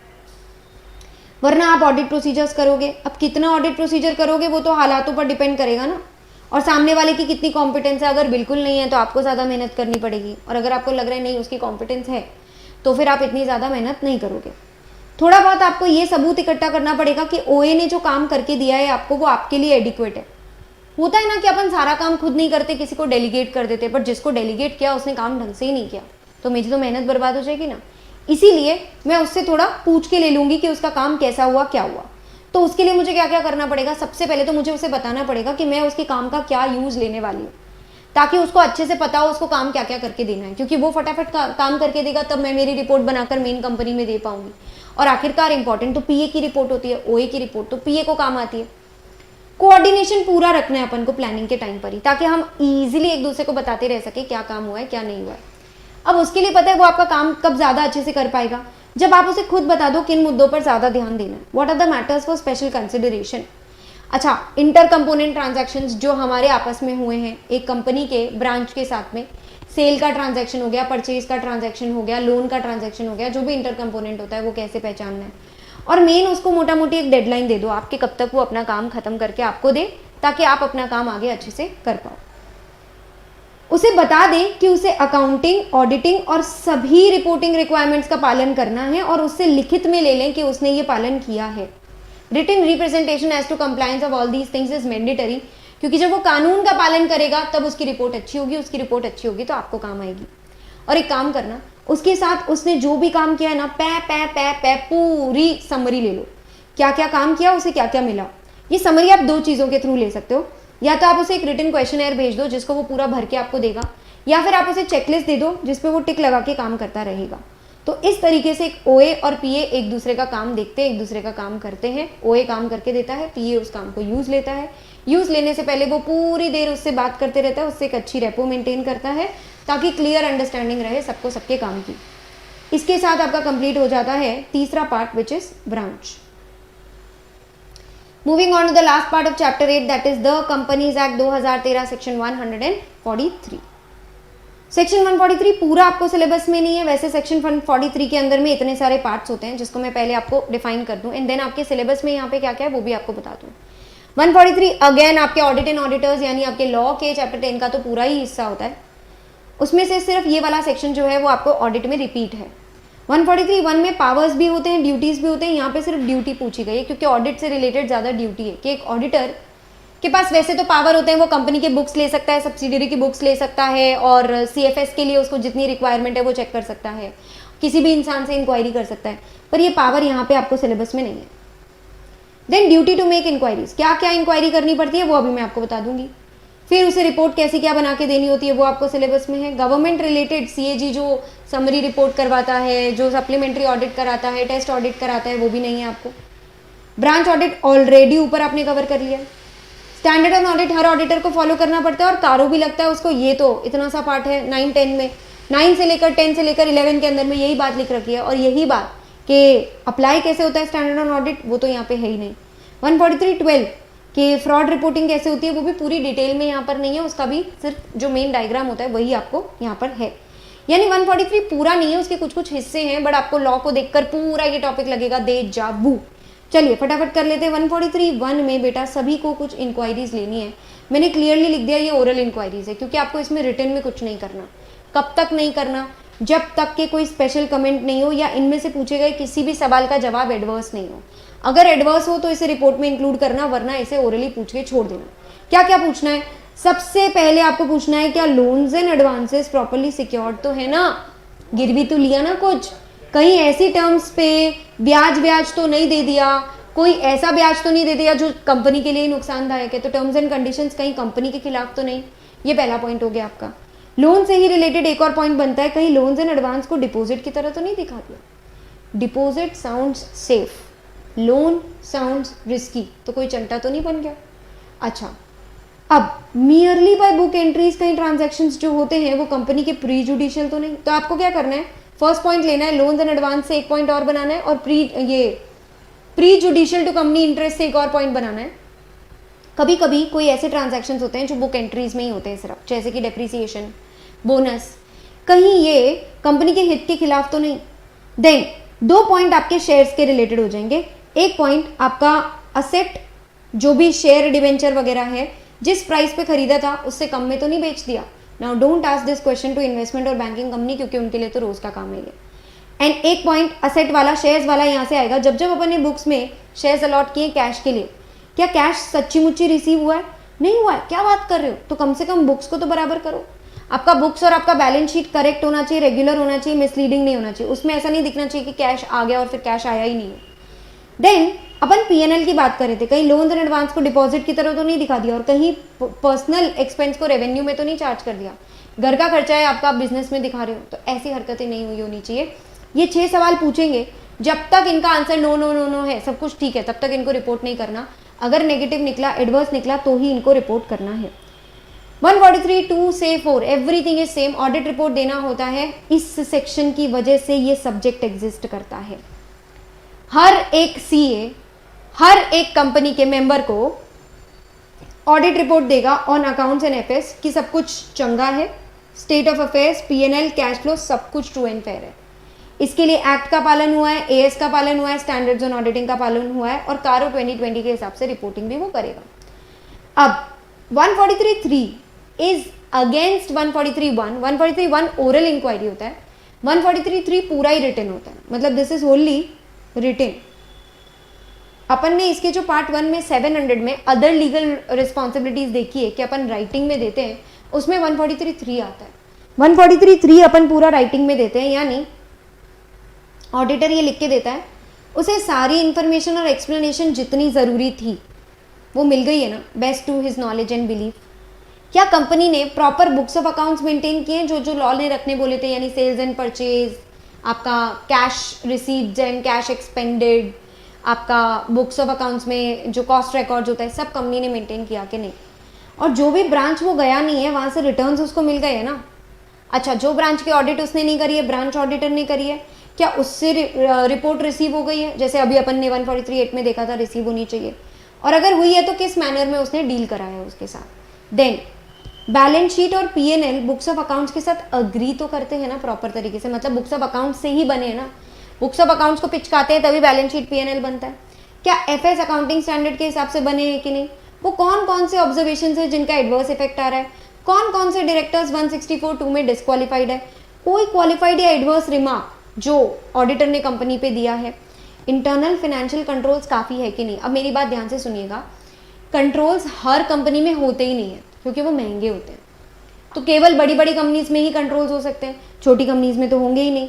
तो private company, OPC small company या टर्नओवर अगर 50 करोड़ से कम है और बोरोइंग 25 करोड़ से कम है, ऐसी छोटी कंपनीज के केस में हम कमेंट नहीं करते, ऑडिटर कमेंट नहीं करता इंटरनल फाइनेंशियल कंट्रोल्स पे, क्योंकि मान ही लो कि होंगे ही नहीं तो चलेंगे ही कैसे। अब ये तो थे सेक्शन के अंदर लिखी हुई बातें, प्रिंसिपल असर्शंस। कुछ बातें रूल्स में से भी ऐड करिए जिन पे भी ऑडिटर अपनी रिपोर्ट में कमेंट करता है। जैसे कि सबसे पहले जितने भी पेंडिंग लिटिगेशन है, एफएस उनके बारे में बता देता है कि नहीं, जो भी आने वाले समय में होने वाले घाटे हैं क्या उनके लिए प्रोविजन बना चुके हैं अपन पीएनएल में। आईपीएफ में कोई पैसा डालने में देरी तो नहीं करी, जितना 7 साल में कर देना होता है ट्रांसफर कर दिया कि नहीं कर दिया।